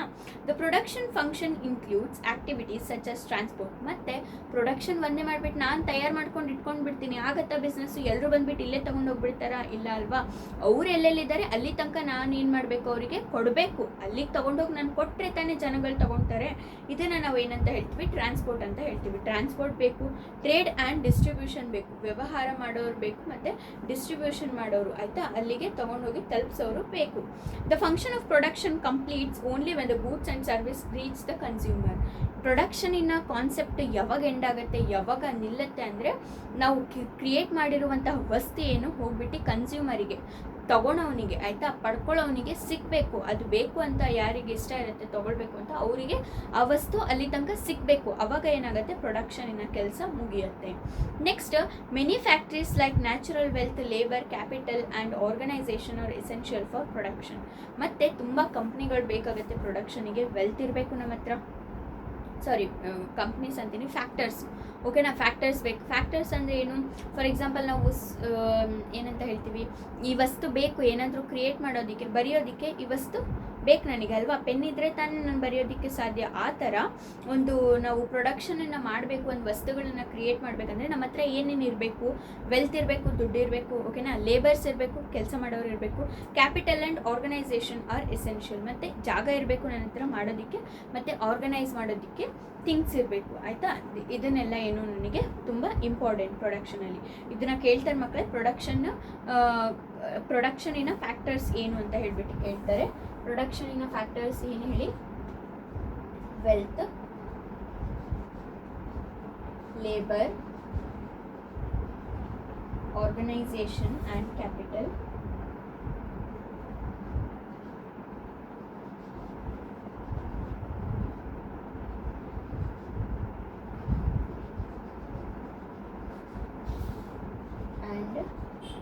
ಕ್ಯಾಪಿಟಲ್. ನೆಕ್ಸ್ಟ್ ಇಷ್ಟೇ ಅಲ್ವಾ. ಇದಿಷ್ಟು ನಮ್ಮ ಹತ್ರ ಇದ್ದರೆ ನಾವು ಪ್ರೊಡಕ್ಷನ್ ಮಾಡೋದಕ್ಕೆ, ವಸ್ತುಗಳನ್ನು ಕ್ರಿಯೇಟ್ ಮಾಡೋದಕ್ಕೆ ಸಾಧ್ಯ. Economics have called these factors as factors of production. ಇದನ್ನು ನಾವು ಎಕನಾಮಿಕ್ಸಲ್ಲಿ ಏನಂತ ಕರಿತೀವಿ, ಆಯಿತಾ, ಇದನ್ನು ನಾವು ಏನಂತ ಕರಿತೀವಿ ಮಕ್ಕಳೇ? ಫ್ಯಾಕ್ಟರ್ಸ್ ಆಫ್ ಪ್ರೊಡಕ್ಷನ್ ಅಂತ ಹೇಳ್ಬಿಟ್ಟು ಕರಿತೀವಿ. ಪ್ರೊಡಕ್ಷನ್ ಮಾಡೋದಕ್ಕೆ ಬೇಕಾಗುವಂತಹ ವಸ್ತುಗಳು ಅಂತ ಹೇಳ್ಬಿಟ್ಟು ಇದನ್ನು ಫ್ಯಾಕ್ಟರ್ಸ್ ಆಫ್ ಪ್ರೊಡಕ್ಷನ್ ಅಂತ ಹೇಳ್ಬಿಟ್ಟು ಕರಿತೀವಿ. Next, production is possible only when there is a proper coordination among these four factors. It is only for the welfare of the consumer that crores of people are involved in different ways in the different capacity in the process of production. ಓಕೆನಾ ಮಕ್ಕಳೇ, ಏನು ನಾನು ಇಲ್ಲಿ 4 ವಸ್ತುಗಳು ಬರೆದಿದ್ದೀನಲ್ಲ, 4 things ಬರೆದಿದ್ದೀನಿ. ಇದರಲ್ಲಿ ಏನಿರಬೇಕು? Coordination ಇರಬೇಕು, ಆಯಿತಾ. ಕೋಆರ್ಡಿನೇಷನ್ ಇದ್ದರೆ ಮಾತ್ರ ನಮ್ಮ ಪ್ರೊಡಕ್ಷನ್ ಏನಾಗೋದು, ಬೆಳೆಯೋದಕ್ಕೆ ಸಾಧ್ಯ, ಆಯಿತಾ. ಈ 4 ವಸ್ತುಗಳ ಮಧ್ಯೆ ಕೋಆರ್ಡಿನೇಷನ್ ಇರಬೇಕು. ಹೇಗೆ? ನನ್ನ ಹತ್ರ ವೆಲ್ತ್ ಇದೆ, ನನ್ನ ಹತ್ರ ದುಡ್ಡಿದೆ, ಆದರೆ ನನ್ನ ಹತ್ರ ಜಾಗ ಇಲ್ಲ, ಕ್ಯಾಪಿಟಲ್ ಇಲ್ಲ ಇಲ್ಲೂ, ಮತ್ತು ನನ್ನ ಹತ್ರ ಲೇಬರ್ಸ್ ಇಲ್ಲ. ನಾನು ಬಿಸ್ನೆಸ್ ಮಾಡೋದಕ್ಕೆ ಸಾಧ್ಯನಾ? ಇಲ್ಲ ಅಲ್ವಾ. ನನ್ನ ಹತ್ರ ಲೇಬರ್ಸ್ ಇಲ್ಲ, ನನ್ನ ಹತ್ರ ಕ್ಯಾಪಿಟಲ್ ಇಲ್ಲ, ಜಾಗ ಇಲ್ಲ, ಆದರೆ ನನ್ನ ಹತ್ರ ಬರೀ ದುಡ್ಡಿದೆ. ನಾನೊಂದು ಬಿಸ್ನೆಸ್ ಮಾಡೋದಕ್ಕೆ ಸಾಧ್ಯನಾ? ಇಲ್ಲ ಅಲ್ವಾ. ಇಲ್ಲಪ್ಪ, ನನ್ನ ಹತ್ರ ಲೇಬರ್ಸ್ ಇದ್ದಾರೆ, ಲೇಬರ್ಸ್ ರೆಡಿ ನಿಂತಿದ್ದಾರೆ, ಆರ್ಗನೈಸೇಷನ್ ಇದೆ, ಹೇಗೆ ಸ್ಟಾರ್ಟ್ ಮಾಡಬೇಕು, ಏನೆಲ್ಲ ನಾವು ಮಾಡಬೇಕು ಅನ್ನೋದು ನನಗೆ ಗೊತ್ತಿದೆ, ನನ್ನ ಹತ್ರ ಜಾಗನೂ ಇದೆ, ಆಯಿತಾ. ಜಾಗ ಇದೆ, ದುಡ್ಡಿಲ್ಲ ಅಂದರೆ ಮಾಡೋದಕ್ಕಾಗತ್ತಾ ಮಕ್ಕಳೇ? ದುಡ್ಡಿಲ್ಲ ಅಂದರೆ ನಾನು ವಸ್ತುಗಳು ತರೋದಕ್ಕೆ ಸಾಧ್ಯನಾ? ನಾನು ಕೆಲಸ ಮಾಡೋರಿಗೆ ದುಡ್ಡು ಕೊಡೋದಕ್ಕೆ ಸಾಧ್ಯನಾ? ಇಲ್ಲ ಅಲ್ವಾ. ಇದು ಆಗೋದಿಲ್ಲ. ಹಾಗೆ ಇದ್ರ 4 ನಮ್ಮ ಹತ್ರ ಸರಿಯಾಗಿದ್ದು, ಇದು ಕೋಆರ್ಡಿನೇಷನ್ ಚೆನ್ನಾಗಿದ್ರೆ ಮಾತ್ರ ನಾವು ಪ್ರೊಡಕ್ಷನ್ ಮಾಡೋದಕ್ಕೆ ಸಾಧ್ಯ ಅಂತ ಹೇಳ್ಬಿಟ್ಟು ಇಲ್ಲಿ ಹೇಳ್ತಾ ಇದ್ದಾರೆ. ನೆಕ್ಸ್ಟ್ ಹೋಗೋಣ, ಪ್ರೊಡಕ್ಷನ್ ಮುಗೀತು ಇಲ್ಲಿಗೆ. Distribution is a very important economic activity. Distribution ಏನು? ಇದು ತುಂಬ ಇಂಪಾರ್ಟೆಂಟ್ ಆಗಿರುವಂತಹ ಒಂದು ಕೆಲಸ. The important function of distribution is to distribute the goods produced involving the interaction of the factors of production. Distribution ಮಕ್ಕಳೇ ತುಂಬ ಇಂಪಾರ್ಟೆಂಟು. ನಾನು ಆವಾಗಲೇ ಹೇಳಿದೆ, ನಾವು ವಸ್ತುಗಳನ್ನು ತಯಾರು ಮಾಡ್ಕೊಂಡು ನಮ್ಮ ಹತ್ರ ಇಟ್ಕೊಂಡ್ರೆ ಜನರು ಬಂದು ತೊಗೊಳಲ್ಲ. ಅದನ್ನು ಏನು ಮಾಡಬೇಕು? ಬೇಕಾದವ್ರ ಹತ್ರ ತೊಗೊಂಡು ಹೋಗ್ಬಿಟ್ಟು ಅದನ್ನು ನಾವು ಅವರಿಗೆ ತೋರಿಸ್ಬೇಕು, ಅವರಿಗೆ ವಿಸಿಬಲ್ ಆಗೋ ಥರ ಮಾಡಬೇಕು. ಅಂಗಡಿಗಳಿಗೆ ನಾವು ಅದನ್ನು ಸಪ್ಲೈ ಮಾಡಬೇಕು, ಡಿಸ್ಟ್ರಿಬ್ಯೂಟ್ ಮಾಡಬೇಕು. ಆವಾಗ ಅವರಿಗೆ ಗೊತ್ತಾಗುತ್ತೆ, ಹೌದಾ, ಈ ಥರ ಹೊಸದು ಮಾರ್ಕೆಟಲ್ಲಿ ವಸ್ತು ಬಂದಿದೆ. ಈಗ ನೋಡಿ, ಈಗ ನಾನು ಇದು ಹಾಕಿದ್ದೀನಲ್ಲ, ಆಯಿತು. ಫಾರ್ ಎಕ್ಸಾಂಪಲ್ ಶ್ರಗ್ ಅಂತ ಅಂದ್ಕೊಳ್ಳಿ, ಇದನ್ನು ನಾನು ಹಾಕಿದ್ದೀನಲ್ಲ, ಇದನ್ನು ನಾನೀಗ ಕ್ರಿಯೇಟ್ ಮಾಡ್ಕೊಂಡು ಮನೇಲಿ ಇಟ್ಕೊಂಡಿದ್ದೀನಿ ಅಂತ ಅಂದ್ಕೊಳ್ಳಿ. ಆಯಿತಾ, ಯಾರಿಗಾದ್ರೂ ಗೊತ್ತಾಗ್ತಿದೆಯಾ ಇದನ್ನು ನಾನು ತೊಗೊಂಡೋಗ್ಬಿಟ್ಟು ಅಂಗಡಿಗಳಿಗೆ ಕೊಟ್ಟರೆ, ಶ್ರಗ್ ಸೇಲ್ ಮಾಡೋ ಅಂಗಡಿಗಳಿಗೆ ಕೊಟ್ಟರೆ, ಅವಾಗ ಇದು ಈ ಥರ ಹೊಸ ಶ್ರಗ್ಗು ಬಂದಿದೆ ಮಾರ್ಕೆಟಲ್ಲಿ ಅಂತ ಹೇಳ್ಬಿಟ್ಟು ಜನರಿಗೆ ಗೊತ್ತಾಗುತ್ತೆ. ಜನರಿಗೆ ಅವಾಗ ಇದು ಇಷ್ಟ ಆದರೆ ತೊಗೊಳ್ತಾರೆ, ಹೌದಲ್ವಾ? ಹಾಗಾಗಿ ಡಿಸ್ಟ್ರಿಬ್ಯೂಷನ್ ಏನು ತುಂಬ ಇಂಪಾರ್ಟೆಂಟ್. ಜನರಿಗೆ ತಲುಪಿಸುವಂಥದ್ದು, ಜನರಿಗೆ ಸಿಗುವ ಹಾಗೆ ಮಾಡುವಂಥದ್ದು ತುಂಬ ಇಂಪಾರ್ಟೆಂಟು ಎಕನಾಮಿಕ್ಸಲ್ಲಿ. Next, the national income distributed among land, labor, capital and organization are called rent, wages, interest and profit responsibility. ನ್ಯಾಷನಲಿಗೆ ನಮಗೆ ನಾನು ಹೇಳಿದೆ, ಆವಾಗಲಿಂದ ಹೇಳ್ತಿದ್ದೀನಿ, ಹೌದಲ್ವಾ? ಜನರು ಡೆವಲಪ್ ಆದರೆ ನೇಷನ್ ಕೂಡ ಡೆವಲಪ್ ಆಗುತ್ತೆ, ಜನರು ಡೆವಲಪ್ ಆದರೆ ನೇಷನ್ ಕೂಡ ಡೆವಲಪ್ ಆಗುತ್ತೆ. ಹೇಗೆ ಡೆವಲಪ್ ಆಗುತ್ತೆ ಮ್ಯಾಮ್ ಅಂತ ಕೇಳಿದ್ರೆ, ಮಕ್ಕಳೇ, ಈಗ ನಾವು ಏನೇ ವಸ್ತುನ ನಾವು ತೊಗೊಳೋದಕ್ಕೆ ಹೋಗ್ತೀವಲ್ವಾ, ಅದರಲ್ಲಿ ನಾವು ಹೇಳ್ತಾರಲ್ವಾ GST ಇದೆ, ಇದಕ್ಕೆ ನೀವು ಇನ್ಕಮ್ ಟ್ಯಾಕ್ಸ್ ಕೇಳ್ತಾರೆ, ಟ್ಯಾಕ್ಸ್ ಇದೆ ಇದ್ರ ಮೇಲೆ, ನೀವು ಕಟ್ಬಿಟ್ಟು ತೊಗೊಳ್ಬೇಕು ಅಂತ ಹೇಳ್ತಾರಲ್ವಾ. ನಾವು ಒಂದು ಪೆನ್ನೇ ತೊಗೊಳ್ಳಿ ಮಕ್ಕಳೇ ಇಂಡಿಯಾದಲ್ಲಿ, ಅದ್ರ ಮೇಲೂ GST ಇರುತ್ತೆ. ಆಯಿತಾ, ಅವರು ಅಂಗಡಿಯವ್ರು ಏನು ಮಾಡಬೇಕು, ಅದನ್ನು ಗೌರ್ಮೆಂಟಿಗೆ ಕೊಡಬೇಕು ದುಡ್ಡು. ಆ ಗೌರ್ಮೆಂಟಿಗೆ ನಾವು ದುಡ್ಡು ಕೊಟ್ಟಾಗ ನಮ್ಮ ಇಂಡಿಯಾದ್ರಲ್ಲಿ ಗೌರ್ಮೆಂಟಲ್ಲಿ ಏನೇನೆಲ್ಲ ಅವರು ವ್ಯವಸ್ಥೆ ಮಾಡಬೇಕು, ಯಾವ ಜನರಿಗೆ. ಈಗ ನಮ್ಮ ಕರ್ನಾಟಕದಲ್ಲಿ, ಓಕೆನಾ, ಕರ್ನಾಟಕದಲ್ಲಿ ಫಾರ್ ಎಕ್ಸಾಂಪಲ್ ಹೇಳ್ತಾ ಇದ್ದೀನಿ, ಕರ್ನಾಟಕದಲ್ಲಿ ಎಲ್ಲರೂ ಚೆನ್ನಾಗಿದ್ದಾರೆ, ಎಲ್ಲ ಚೆನ್ನಾಗಿ ನಡೀತಿದೆ, ಬೆಳೆ ಚೆನ್ನಾಗಿ ಬೆಳೀತಿದೆ, ಎಲ್ಲ ಚೆನ್ನಾಗಿ ಆಗ್ತಿದೆ ಅಂತ ಅಂದ್ಕೊಳ್ಳಿ. ಪ್ರೊಡಕ್ಷನ್ ಚೆನ್ನಾಗಿದೆ, ಬಿಸ್ನೆಸ್ ಚೆನ್ನಾಗಿ ನಡೀತಿದೆ, ಮಳೆ ಚೆನ್ನಾಗಿದೆ, ಬೆಳೆ ಚೆನ್ನಾಗಿದೆ. ಆಯಿತಾ, ಇಲ್ಲಿನ ಜನರ ಕೆಲಸ ಮಾಡುವಂಥ ರೀತಿ ಕೂಡ ಚೆನ್ನಾಗಿದೆ, ಎಲ್ಲರೂ ಚೆನ್ನಾಗಿ ಅಟೆಂಟಿವ್ ಆಗಿ ಕೆಲಸ ಮಾಡ್ತಿದ್ದಾರೆ, ಎಲ್ಲರೂ ಜೀವನನೂ ಚೆನ್ನಾಗಿದೆ ಅಂತ ಅಂದ್ಕೊಳ್ಳೋಣ. ಈಗ ನಾವಿಲ್ಲಿ ಏನು ಮಾಡ್ತೀವಿ, ನಮ್ಮ ಲೈಫ್ ಸ್ಟೈಲ್ ಚೇಂಜ್ ಆಗುತ್ತಾ? ನಾವೇನು ಮಾಡ್ತೀವಿ, ವಸ್ತುಗಳನ್ನು ತಗೊಳ್ತೀವಿ, ಹೌದಲ್ವಾ? ಫಸ್ಟ್ ನೋಡಿ ಮಕ್ಕಳೇ, ಲೈಫ್ ಸ್ಟೈಲ್ ಹೇಗೆ ಚೇಂಜ್ ಆಗುತ್ತೆ ಅಂದರೆ, ಫಸ್ಟ್ ನಾವು ವಸ್ತುಗಳನ್ನು ಚೇಂಜ್ ಮಾಡ್ತೀವಿ. ನಾವು ಯೂಸ್ ಮಾಡ್ತಿರುವಂಥ ವಸ್ತುಗಳನ್ನು ಬಿಟ್ಟು ಅದಕ್ಕಿಂತ ಚೆನ್ನಾಗಿರುವಂಥದ್ದು, ಡೆವಲಪ್ ಆಗಿರುವಂಥ ವಸ್ತುಗಳನ್ನು ಹುಡುಕ್ತೀವಿ, ಹೌದಲ್ವಾ? ಈಗ ಫಾರ್ ಎಕ್ಸಾಂಪಲ್ಲು, ನಾನೊಂದು ಕೆಲಸ ಮಾಡ್ತಿದ್ದೆ ಅಂತ ಅಂದ್ಕೊಳ್ಳಿ. ಆಯಿತಾ, ನನ್ನ ಹತ್ರ ಆವಾಗ ಒಂದು ಕೀಪ್ಯಾಡ್ ಮೊಬೈಲ್ ಇತ್ತು. ಕೀಪ್ಯಾಡ್ ಈಗ ಯಾರ ಹತ್ರನೂ ಸಾಮಾನ್ಯ ಇರಲ್ಲ, ತುಂಬ ಕಡಿಮೆ ಜನ ಕೀಪ್ಯಾಡ್ ಯೂಸ್ ಮಾಡೋದು. ನಾನು ಎಕ್ಸಾಂಪಲ್ ಕೊಡ್ತಾ ಇದ್ದೀನಿ. ಕೀಪ್ಯಾಡ್ ಮೊಬೈಲ್ ಇತ್ತು ಅಂತ ಅಂದ್ಕೊಳ್ಳಿ. ಆ ಕೀಪ್ಯಾಡ್ ಮೊಬೈಲ್ ಇಟ್ಕೊಂಡು ನಾನು ಏನೋ ಒಂದು ಕೆಲಸ ಮಾಡ್ತಾ ಇದ್ದೆ ಅಂತ ಅಂದ್ಕೊಳ್ಳಿ. ನಂದೇನಾಯಿತು, ಈಗ ಅದ್ರಲ್ಲಿ ನನಗೆ ತುಂಬ ಪ್ರಾಬ್ಲಮ್ ಅಲ್ವಾ, ಒಂದು ಮೆಸೇಜ್ ಮಾಡೋದಕ್ಕೆ ನಾನು ಇಷ್ಟೊಂದು ಲೆಟರ್ಸ್ ಹುಡ್ಕೊಂಡು ಕೂತ್ಕೊಳ್ಬೇಕು, ಒಂದು ಫೋನ್ ಕಾಲ್ ಮಾಡೋದಕ್ಕೆ ಏನಿದೆ ಅದರಲ್ಲಿ ಇದು ಫ್ಯಾಕ್ಟರ್ಸ್ ಜಾಸ್ತಿ ಇರಲ್ಲ ನಮಗೆ. ಆಯಿತಾ, ಫೆಸಿಲಿಟಿ ಜಾಸ್ತಿ ಇರಲ್ಲ ಅದರಲ್ಲಿ ತುಂಬ ರೇರ್ ಅಲ್ವಾ, ಅದರಲ್ಲಿ ರೀಲ್ಸ್ ನೋಡೋದಕ್ಕೆ ಸಿಗೋದಿಲ್ಲ. ಆಯಿತಾ, ಅದರಲ್ಲಿ ಯೂಟ್ಯೂಬ್ ಬರೋದಿಲ್ಲ, ಇದೆಲ್ಲ ತುಂಬ ಕಷ್ಟ ಅಲ್ವಾ ನಮಗೆ, ಹೌದಲ್ವಾ?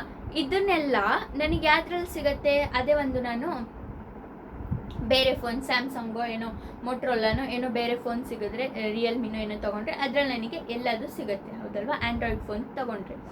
ಈ ನನ್ನ ಕೀಪ್ಯಾಡ್ ಫೋನಿಂದ ನನ್ನ ಆ್ಯಂಡ್ರಾಯ್ಡ್ ಫೋನಿಗೆ ಬಂದರೆ ಇದೇನು ನನ್ನ ಲೈಫ್ ಸ್ಟೈಲ್ ಚೇಂಜ್ ಆಗಿರುವಂಥದ್ದು.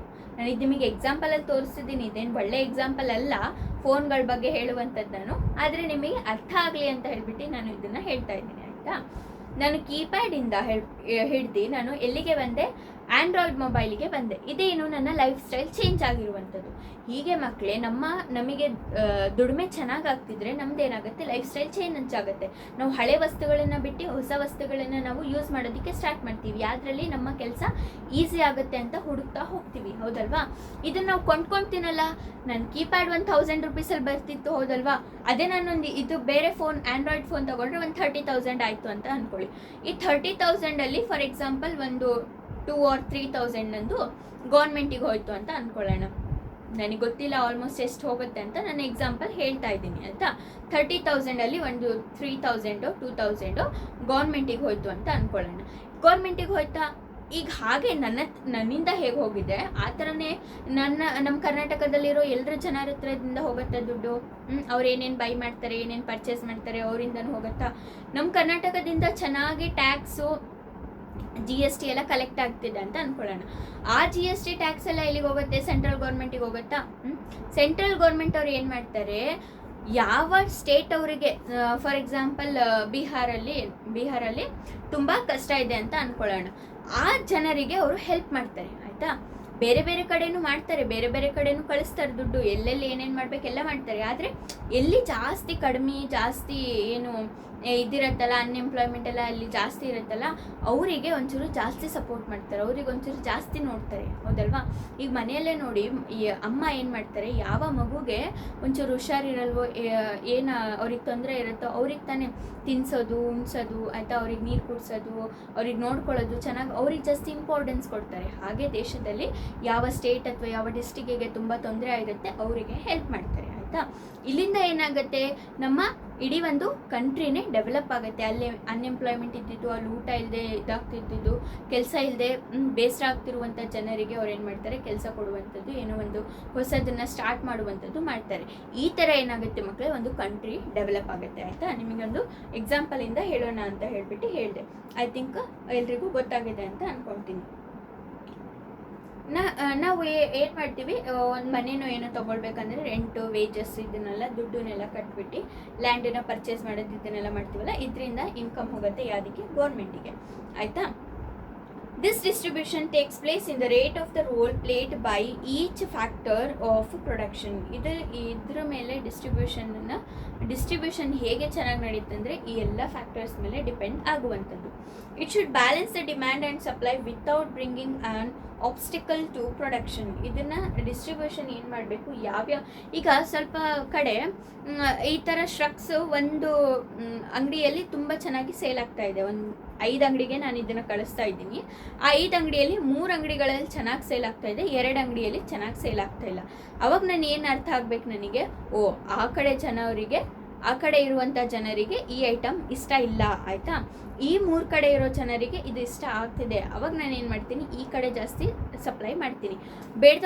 ಬೇಡ್ದಿದ್ದ ಕಡೆ ನಾವು ಜಾಸ್ತಿ ನೋಡೋಕ್ಕೆ, ಹೇಳೋದಕ್ಕೆ, ಮಾಡೋದಕ್ಕೆ ಹೋಗ್ತೀವ, ಇಲ್ಲ ಅಲ್ವಾ? ಯಾರಿಗೆ ಬೇಕು ಅವ್ರ ಕಡೆ ನಾವು ಹೇಳೋದಕ್ಕೆ ಇಷ್ಟಪಡ್ತೀವಿ, ಹೌದಲ್ವಾ? ಆ ಥರ ನಾನೇನು ಮಾಡ್ತೀನಿ, ಈ ಶ್ರಗ್ನ ಯಾವ ಕಡೆ ಸೇಲ್ ಆಗ್ತಿದೆ ಅಲ್ಲಿ ಕಳಿಸ್ತೀನಿ. ಇದು ಡಿಸ್ಟ್ರಿಬ್ಯೂಷನ್ ಮಾಡುವಂಥದ್ದು ಕರೆಕ್ಟ್ ಕೆಲಸ, ಆಯಿತಾ? ಡಿಸ್ಟ್ರಿಬ್ಯೂಷನ್ ಹೇಗೆ ಮಾಡಬೇಕು ಅಂದರೆ, ಸಪ್ಲೈ ಮತ್ತು ಪ್ರೊಡಕ್ಷನಿಗೆ ಏನಾಗಬಾರ್ದು, ಹಾರ್ಮ್ ಆಗಬಾರ್ದು. ಡಿಸ್ಟ್ರಿಬ್ಯೂಷನ್ ಸರಿಯಾಗಿ ನಡೆದಿಲ್ಲ ಅಂದರೆ ಮಕ್ಕಳೇ, ನಾನೀಗ ಸೇಲ್ ಆಗದೆ ಹೋಗ್ತಿರುವಂಥ ಜಾಗದಲ್ಲಿ ನಾನು ಇದನ್ನು ತೊಗೊಂಡೋಗ್ಬಿಟ್ಟು ನೀನು ಸೇಲ್ ಮಾಡಿಕೊಡು, ನನಗೆ ಸೇಲ್ ಮಾಡಿಕೊಡು ಅಂತ ಹೇಳ್ಬಿಟ್ಟು ಅಂಗಡಿ ಒಂದು ಜೀವ ತಿಂದರೆ ಅವನೇನು ತೊಗೊಂಡೋಗಿ ಮನೆಗೆ ಕೊಟ್ಟು ಬರೋದಕ್ಕಾಗುತ್ತಾ? ಇಲ್ಲ ಅಲ್ವಾ?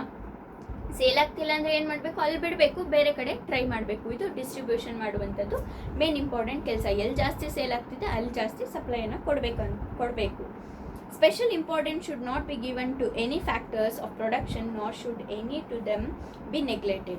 ಪ್ರೊಡಕ್ಷನಲ್ಲಿ ಏನು ಫ್ಯಾಕ್ಟರ್ಸ್ ಇಲ್ಲಿ ಇದಾವಲ್ಲ ಮಕ್ಕಳೇ, ವೆಲ್ತ್, ಲೇಬರ್, ಆರ್ಗನೈಸೇಷನ್ನು, ಕ್ಯಾಪಿಟಲು, ಇದನ್ನೆಲ್ಲ ನಾವು ಯಾವುದನ್ನು ಒಂದನ್ನು ಜಾಸ್ತಿ ಅಂತ ಮಾಡಬಾರ್ದು, ಯಾವುದು ಒಂದನ್ನು ನಾವು ಕಡಿಮೆ ಅಂತ ಹೇಳ್ಬಿಟ್ಟು ಮಾಡಬಾರ್ದು. ಎಲ್ಲದನ್ನು ನಾವು ಈಕ್ವಲ್ ಆಗಿ ನೋಡ್ಕೊಳ್ಬೇಕು, ಈಕ್ವಲ್ ಆಗಿ ಮೇಂಟೈನ್ ಮಾಡಬೇಕು. ಅದೇ ನಮ್ಮ ಎಕನಾಮಿಕ್ ಸಿಸ್ಟಮಲ್ಲಿ ಹೇಳುವಂಥದ್ದು, ಹೀಗೆ ನಮ್ಮ ಎಕನಾಮಿಕ್ ಡೆವಲಪ್ ಆಗುವಂಥದ್ದು.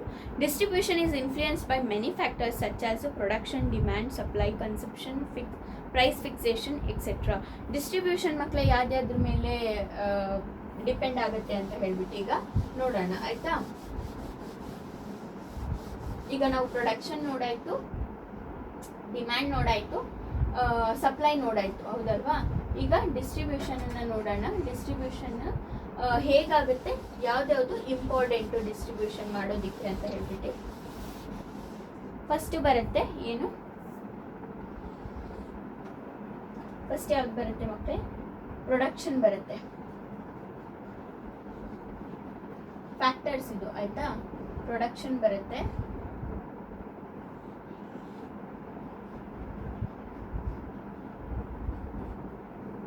ನೆಕ್ಸ್ಟ್ ಡಿಮ್ಯಾಂಡ್ ಬರುತ್ತೆ, ನೆಕ್ಸ್ಟ್ ಸಪ್ಲೈ ಬರುತ್ತೆ, ನೆಕ್ಸ್ಟ್ ಕನ್ಸಂಪ್ಷನ್ ಬರುತ್ತೆ,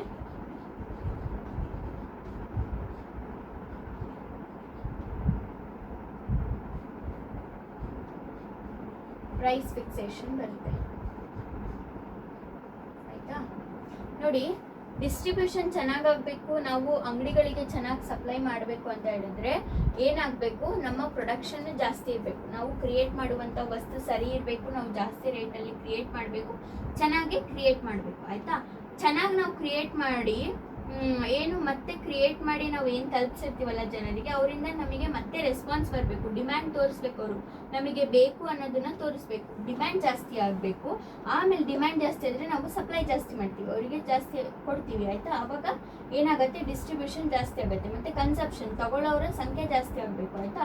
ಕನ್ಸ್ಯೂಮ್ ಮಾಡೋದಕ್ಕೆ ಇಷ್ಟಪಡಬೇಕು ಜನರು, ಮತ್ತು ನಮ್ಮ ಪ್ರೈಸ್ ಸರಿಯಾಗಿ ಇರಬೇಕು. ಪ್ರೈಸ್ ಸರಿಯಾಗಿದ್ದರೆ ಸಪ್ಲೈ ಆಗುತ್ತೆ, ಡಿಮ್ಯಾಂಡ್ ಬರುತ್ತೆ ಅವ್ರ ಕಡೆಯಿಂದ ಆಯಿತಾ. ಪ್ರೈಸ್ ಸರಿಯಾಗಿಟ್ಟರೆ ನಾವು, ಡಿಮ್ಯಾಂಡ್ ಬಂದರೆ ಸಪ್ಲೈ ಜಾಸ್ತಿ ಆದರೆ ಅವರು ಕನ್ಸ್ಯೂಮ್ ಮಾಡೋದಕ್ಕೆ ಇಷ್ಟಪಟ್ಟರೆ ನಾವೇನು ಮಾಡ್ತೀವಿ, ಪ್ರೊಡಕ್ಷನ್ ಜಾಸ್ತಿ ಮಾಡ್ತೀವಿ. ಪ್ರೊಡಕ್ಷನ್ ಜಾಸ್ತಿ ಮಾಡಿದಾಗ ಆಟೋಮೆಟಿಕಲಿ ಡಿಸ್ಟ್ರಿಬ್ಯೂಷನ್ ಜಾಸ್ತಿ ಆಗುತ್ತೆ. ಡಿಸ್ಟ್ರಿಬ್ಯೂಷನ್ನು ಇದೆ ನಾವು ಜಾಸ್ತಿ ಹೇಗಾಗುತ್ತೆ ಅಂತ ಹೇಳ್ಬಿಟ್ಟು ಈ ಫ್ಯಾಕ್ಟರ್ಸಿಂದ ನೋಡ್ತೀವಿ ಆಯಿತಾ.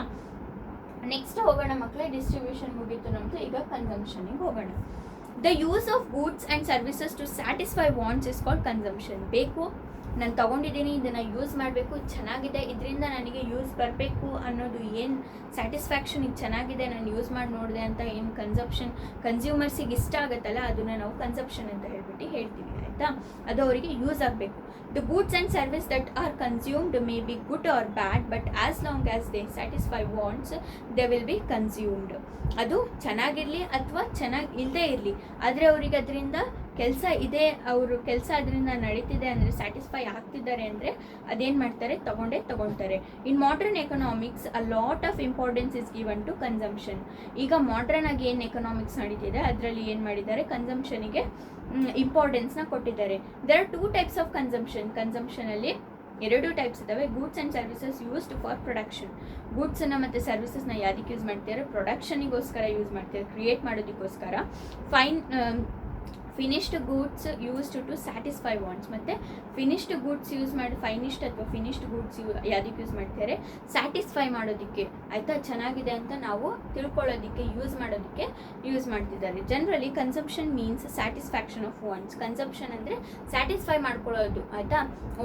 ಚೆನ್ನಾಗಾಯಿತು, ನನಗೆ ಒಳ್ಳೇದು ಸಿಕ್ತು ಆಯಿತಾ, ನನಗೆ ಇದು ಯೂಸ್ಫುಲ್ ಆಯಿತು ಅಂತ ಏನು ಸ್ಯಾಟಿಸ್ಫೈ ಮಾಡ್ಕೊತೀವಿ, ಮನಸ್ಸು ತೃಪ್ತಿ ಮಾಡ್ಕೊತೀವಿ, ಅದನ್ನು ನಾವು ಕನ್ಸಂಪ್ಷನ್ ಅಂತ ಹೇಳ್ತೀವಿ. The prosperity of the nation ಆಯಿತಾ. The standard of living and employment ratio depend upon the quantity of consumption and the respective nation ಆಯಿತಾ. ನೇಷನ್ ಹೇಗೆ ಡೆವಲಪ್ ಆಗುತ್ತೆ, ಪ್ರಾಸ್ಪೆರಿಟಿ ಹೇಗಾಗುತ್ತೆ ನೇಷನಿಂದು ಅಂತ ಹೇಳಿದರೆ ಮಕ್ಕಳೇ, ಯಾವಾಗ ಕನ್ಸಂಪ್ಷನ್ ಜಾಸ್ತಿ ಆಗುತ್ತೆ, ಜನರು ತಗೊಳ್ಳೋದನ್ನು ಜಾಸ್ತಿ ಮಾಡ್ತಾರೆ, ಅದು ವಾಂಟ್ ಇದೆ, ಯೂಸ್ಫುಲ್ ಆಗಿದೆ, ನಾವು ಇದನ್ನು ಯೂಸ್ ಮಾಡ್ತೀವಿ ಅಂತ ಯಾವಾಗ ತನಕ ಜನರು ಅದ್ರ ಮೇಲೆ, ಒಂದು ಪ್ರಾಡಕ್ಟ್ ಮೇಲೆ ಮನಸ್ಸು ಇಟ್ಕೊಂಡಿರ್ತಾರೆ, ಆವಾಗ ನಮ್ಮ ನೇಷನ್ ಕೂಡ ಡೆವಲಪ್ ಆಗುತ್ತೆ. ಹೌದಲ್ವಾ. ಅವ್ರಿಗೆ ನಾವು ಪ್ರೊಡಕ್ಷನ್ ಕೊಟ್ಟರೆ ನಮ್ದೇನಾಗುತ್ತೆ, ಅವರಿಗೆ ನಾವು ಡಿಸ್ಟ್ರಿಬ್ಯೂಟ್ ಮಾಡಿದ್ರೆ, ಅವ್ರು ಕನ್ಸ್ಯೂಮ್ ಮಾಡ್ತಾ ಇದ್ರೆ, ನಾವು ಡಿಸ್ಟ್ರಿಬ್ಯೂಟ್ ಮಾಡಿದ್ರೆ ನಮ್ದೇನಾಗುತ್ತೆ, ಪ್ರೊಡಕ್ಷನ್ ಡೆವಲಪ್ ಆಗುತ್ತೆ, ಎಂಪ್ಲಾಯ್ಮೆಂಟ್ ಜಾಸ್ತಿ ಆಗುತ್ತೆ. ಇದೆಲ್ಲ ನಾನು ಯಾವಾಗಲಿಂದ ಹೇಳಿದೆ, ನಂದು ಇನ್ಕಮ್ ಜಾಸ್ತಿ ಆಗುತ್ತೆ. ನನ್ನ ಇನ್ಕಮ್ ಜಾಸ್ತಿ ಆದರೆ ಆಟೋಮೆಟಿಕಲಿ ನನ್ನ ಎಂಪ್ಲಾಯೀಸಿಂದು ಎಲ್ಲರದ್ದು ಇನ್ಕಮ್ ಜಾಸ್ತಿ ಆಗುತ್ತೆ. ನಮ್ಮದೊಂದು ಗ್ರೂಪ್ ಆಫ್ ಇನ್ಕಮ್ ಜಾಸ್ತಿ ಆದರೆ ಅಲ್ಲಿ ನ್ಯಾಷನಲ್ ಇನ್ಕಮ್ ಕೂಡ ಜಾಸ್ತಿ ಆಗುತ್ತೆ. This is because the economic organization is there to satisfy human wants and it ends only after consumption. In order to consume there must be production and distribution. Consume ಮಾಡೋದಕ್ಕೆ, ತಗೊಳ್ಳೋದಕ್ಕೆ ಅಲ್ಲೇನು ಇರಬೇಕು, first production ಇರಬೇಕು ಮತ್ತು distribution ಇರಬೇಕು. ನಾವು ಅದನ್ನು ತಯಾರಿಸಬೇಕು ಮತ್ತು ತಯಾರಿಸಿ ಅವ್ರ ತನಕ ಅದನ್ನು ತಲುಪಿಸ್ಬೇಕು ಆಯಿತಾ. ಅದು ತುಂಬ ಇಂಪಾರ್ಟೆಂಟ್. ಪ್ರೊಡಕ್ಷನ್ ಟೇಕ್ಸ್ ಪ್ಲೇಸ್, ಇದನ್ನು ನಾವು ಫಾಸ್ಟಾಗಿ ಹೇಳ್ಕೊಂಡು ಹೋಗ್ತಿದ್ದೀನಿ, ಯಾಕಂದರೆ ನಾನು ಅವಾಗಲಿಂದ ಇದನ್ನೇ ಎಕ್ಸ್ಪ್ಲೇನ್ ಮಾಡಿರೋದು ಆಯಿತಾ. ಸುಮ್ಮನೆ ಟೈಮ್ ವೇಸ್ಟ್ ಆಗುತ್ತೆ, ಅದಕ್ಕೆ ಬೇಗ ಹೇಳ್ಕೊಂಡು ಹೋಗ್ತೀನಿ. Production takes place to satisfy wants ಆಯಿತಾ. ಪ್ರೊಡಕ್ಷನ್ ನಾವು ಯಾವುದಕ್ಕೆ ಮಾಡ್ತೀವಿ, ಮನಸ್ಸು ಜನರಿಗೆ ಸ್ಯಾಟಿಸ್ಫೈ ಆಗಲಿ ಅಂತ. When consumption increase, production and income also increase, creating markets for the goods produced.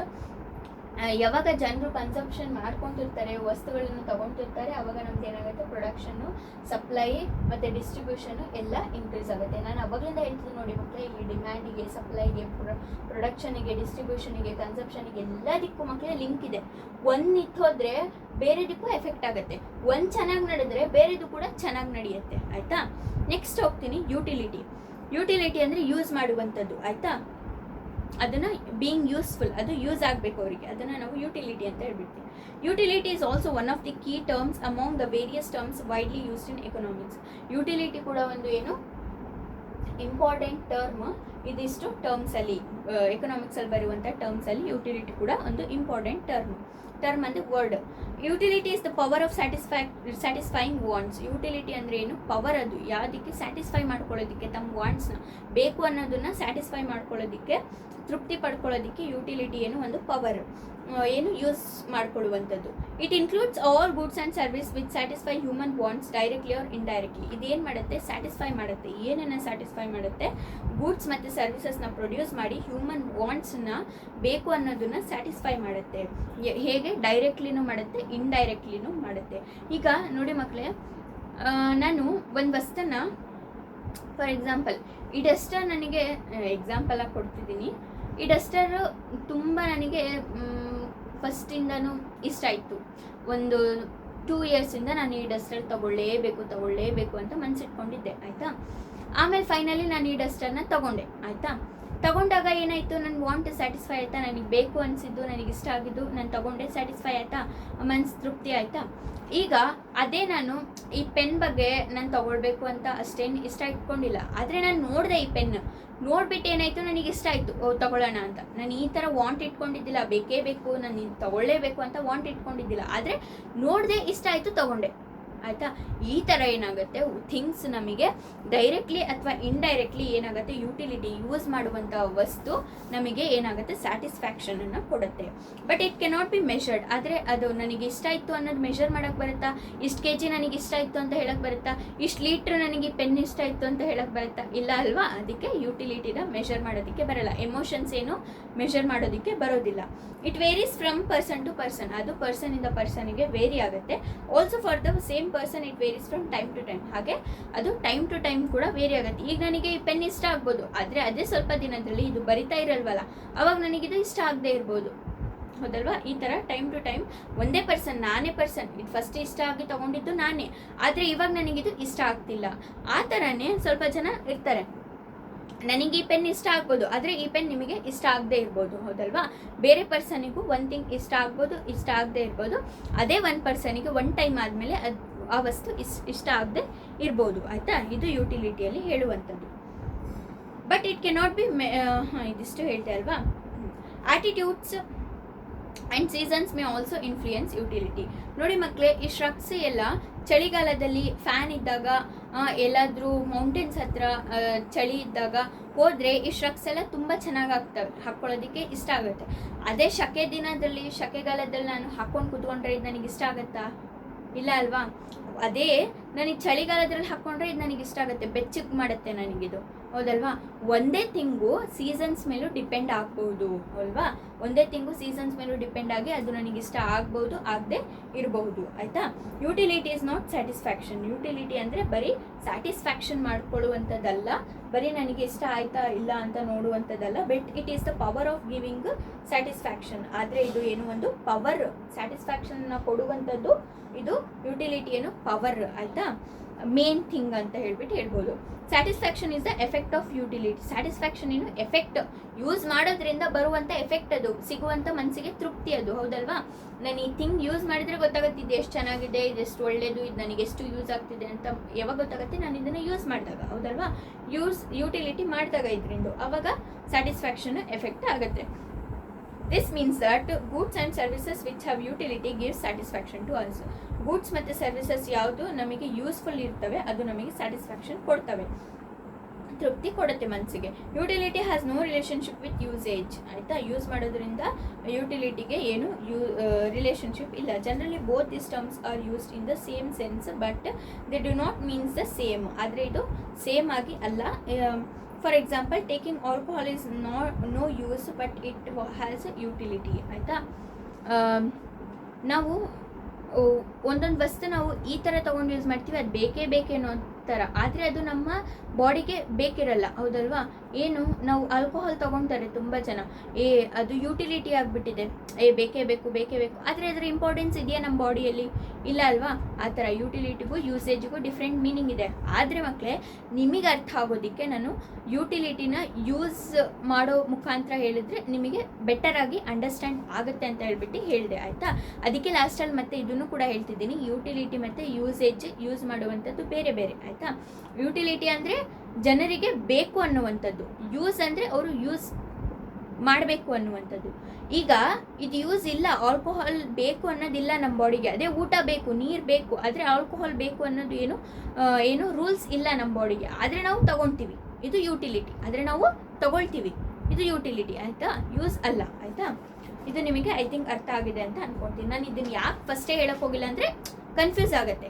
ಅದೇ ನಾನು ಎಲ್ಲ ಹೇಳ್ಬಿಟ್ಟು ಲಾಸ್ಟಿಗೆ ಯುಟಿಲಿಟಿ ಬೇರೆ ಯೂಸ್ ಬೇರೆ ಅಂತ ನಿಮಗೆ ಒಂಚೂರು ಹಿಂಟ್ ಕೊಟ್ಟರೆ ನಿಮಗೆ ಅರ್ಥ ಆಗ್ಬೋದು ಅಂತ ಹೇಳ್ಬಿಟ್ಟು ಹಾಗೆ ಮಾಡಿದೆ ಆಯಿತಾ. Economist has classified utility as principal utility, form utility, time utility, place utility.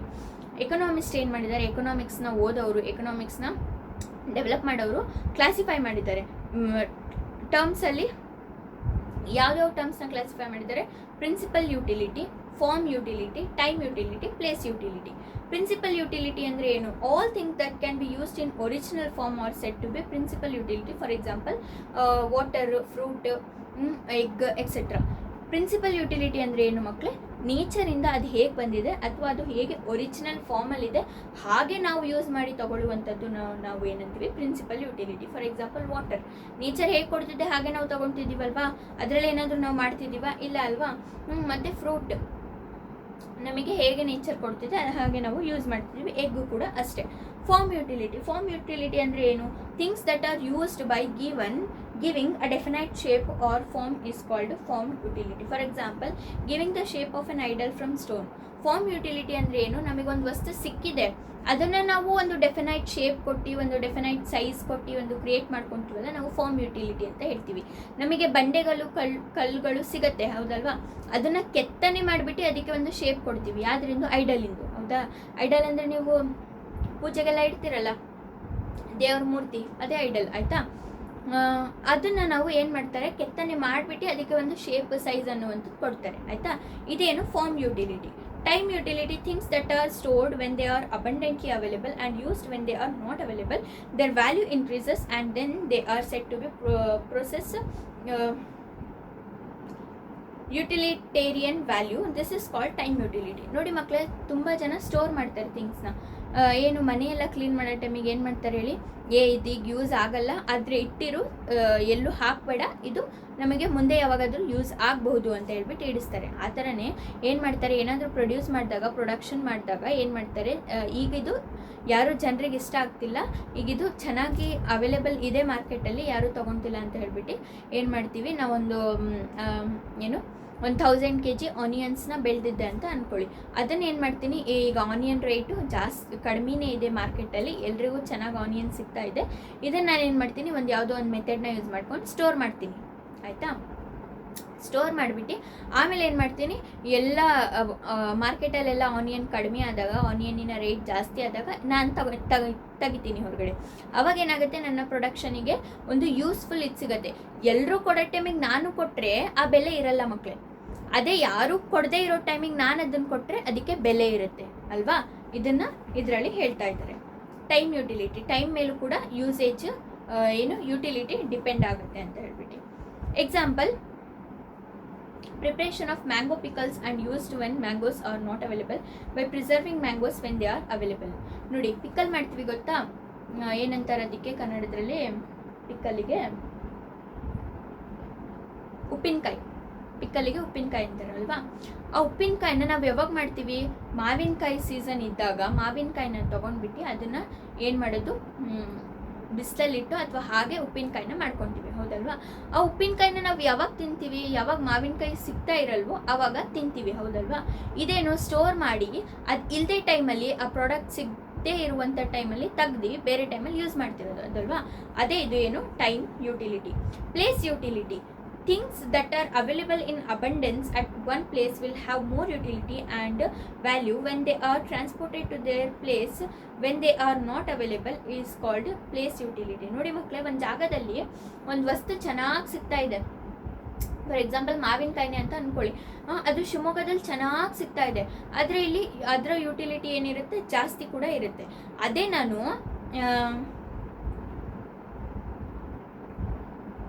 ಅದನ್ನು ಜನರು ಕೂಡ ತಗೊಂಡು ಯೂಸ್ ಮಾಡ್ತಾ ಇರ್ತಾರೆ. ಅದೇ ನಾನು ಬೇರೆ ಕಡೆ ಟ್ರಾನ್ಸ್ಪೋರ್ಟ್ ಮಾಡಿಬಿಟ್ಟು ಎಲ್ಲೋ ಬೇರೆ ಕಡೆ ಮಹಾರಾಷ್ಟ್ರದಲ್ಲೋ ಎಲ್ಲೋ ತೊಗೊಂಡೋಗ್ಬಿಟ್ಟು ನಾನೇನು ಮಾಡ್ತೀನಿ, ಅಲ್ಲಿ ಅವೈಲೇಬಲ್ ಮಾಡ್ತೀನಿ. ಆ ಪ್ಲೇಸಲ್ಲಿ ಏನಾಗುತ್ತೆ, ಇನ್ನೂ ಯುಟಿಲಿಟಿ, ಯಾಕಂದರೆ ಆ ಜನರಿಗೆ ಮಾವಿನಕಾಯಿನೇ ಸಿಕ್ಕಿರಲ್ಲ. ಅವಾಗ ನಾನು ತೊಗೊಂಡೋಗ್ಬಿಟ್ಟು ಇಲ್ಲಿಂದ ತೊಗೊಂಡೋಗ್ಬಿಟ್ಟು ಅಲ್ಲಿ ಕೊಟ್ಟರೆ ಅವರಿಗೆ ಇನ್ನೂ ಮಾವಿನಕಾಯಿ ಬಂದುಬಿಡ್ತಾ ಅಂತ ಹೇಳ್ಬಿಟ್ಟು ಈ ಜನರಿಗೆ ಇಲ್ಲಿ ಸಿಗ್ತಾ ಇದೆ, ಅಷ್ಟು ವ್ಯಾಲ್ಯೂ ಇರಲ್ಲ. ಇದೇ ವ್ಯಾಲ್ಯೂ ಇಲ್ಲ ಅಂತ ಹೇಳ್ತೀರಾ, ಆದರೆ ಇವ್ರಿಗಿಂತ ಜಾಸ್ತಿ value ಅಲ್ಲಿರುತ್ತೆ. The apples grown abundantly in Shimla or the oranges grown in Kodagu find more value and utility when they are transported to place where they are not grown. Apple ಮತ್ತು orange ಏನು ಕೊಡಗುದಲ್ಲಿ ಮತ್ತು apple ಶಿಮ್ಲಾದಲ್ಲಿ ಜಾಸ್ತಿ ಬೆಳೆಯುತ್ತೆ ಆಯಿತಾ. ಅವ್ರು ಏನು ಮಾಡ್ತಾರೆ, ಆ ಜನರಿಗೆ ಅದು ನಾರ್ಮಲ್ ಬೆಳೆಯುತ್ತೆ, ಸಿಗುತ್ತೆ ಅವರಿಗೆ. ಆದರೆ ಅವ್ರು ಏನು ಮಾಡ್ತಾರೆ, ಎಲ್ಲಿಗೆ ಟ್ರಾನ್ಸ್ಪೋರ್ಟ್ ಮಾಡ್ತಾರೆ, ಯಾವ ಜನರಿಗೆ ಅದು ಸಿಗಲ್ವೋ ಅಲ್ಲಿಗೆ ಟ್ರಾನ್ಸ್ಪೋರ್ಟ್ ಮಾಡ್ತಾರೆ. ಅಲ್ಲಿ ಏನಾಗುತ್ತೆ, ಯುಟಿಲಿಟಿ ಇನ್ಕ್ರೀಸ್ ಆಗುವಂಥದ್ದು ಆಯಿತಾ. ಇದನ್ನು ಪ್ಲೇಸ್ ಯುಟಿಲಿಟಿ ಅಂತ ಹೇಳ್ತಾರೆ. ಯುಟಿಲಿಟಿ ಯಾವ್ದ್ರ ಮೇಲೆ ಡಿಪೆಂಡ್ ಆಗುತ್ತೆ, ಪ್ಲೇಸ್ ಮೇಲೆ ಡಿಪೆಂಡ್ ಆಗುತ್ತೆ, ಟೈಮ್ ಮೇಲೆ ಡಿಪೆಂಡ್ ಆಗುತ್ತೆ, ಫಾರ್ಮ್ ಮೇಲೆ ಡಿಪೆಂಡ್ ಆಗುತ್ತೆ, ಯಾವ ಥರ ಫಾರ್ಮ್ ಮಾಡಿದ್ದಾರೆ ಅದು ಅನ್ನೋದು, ಮತ್ತು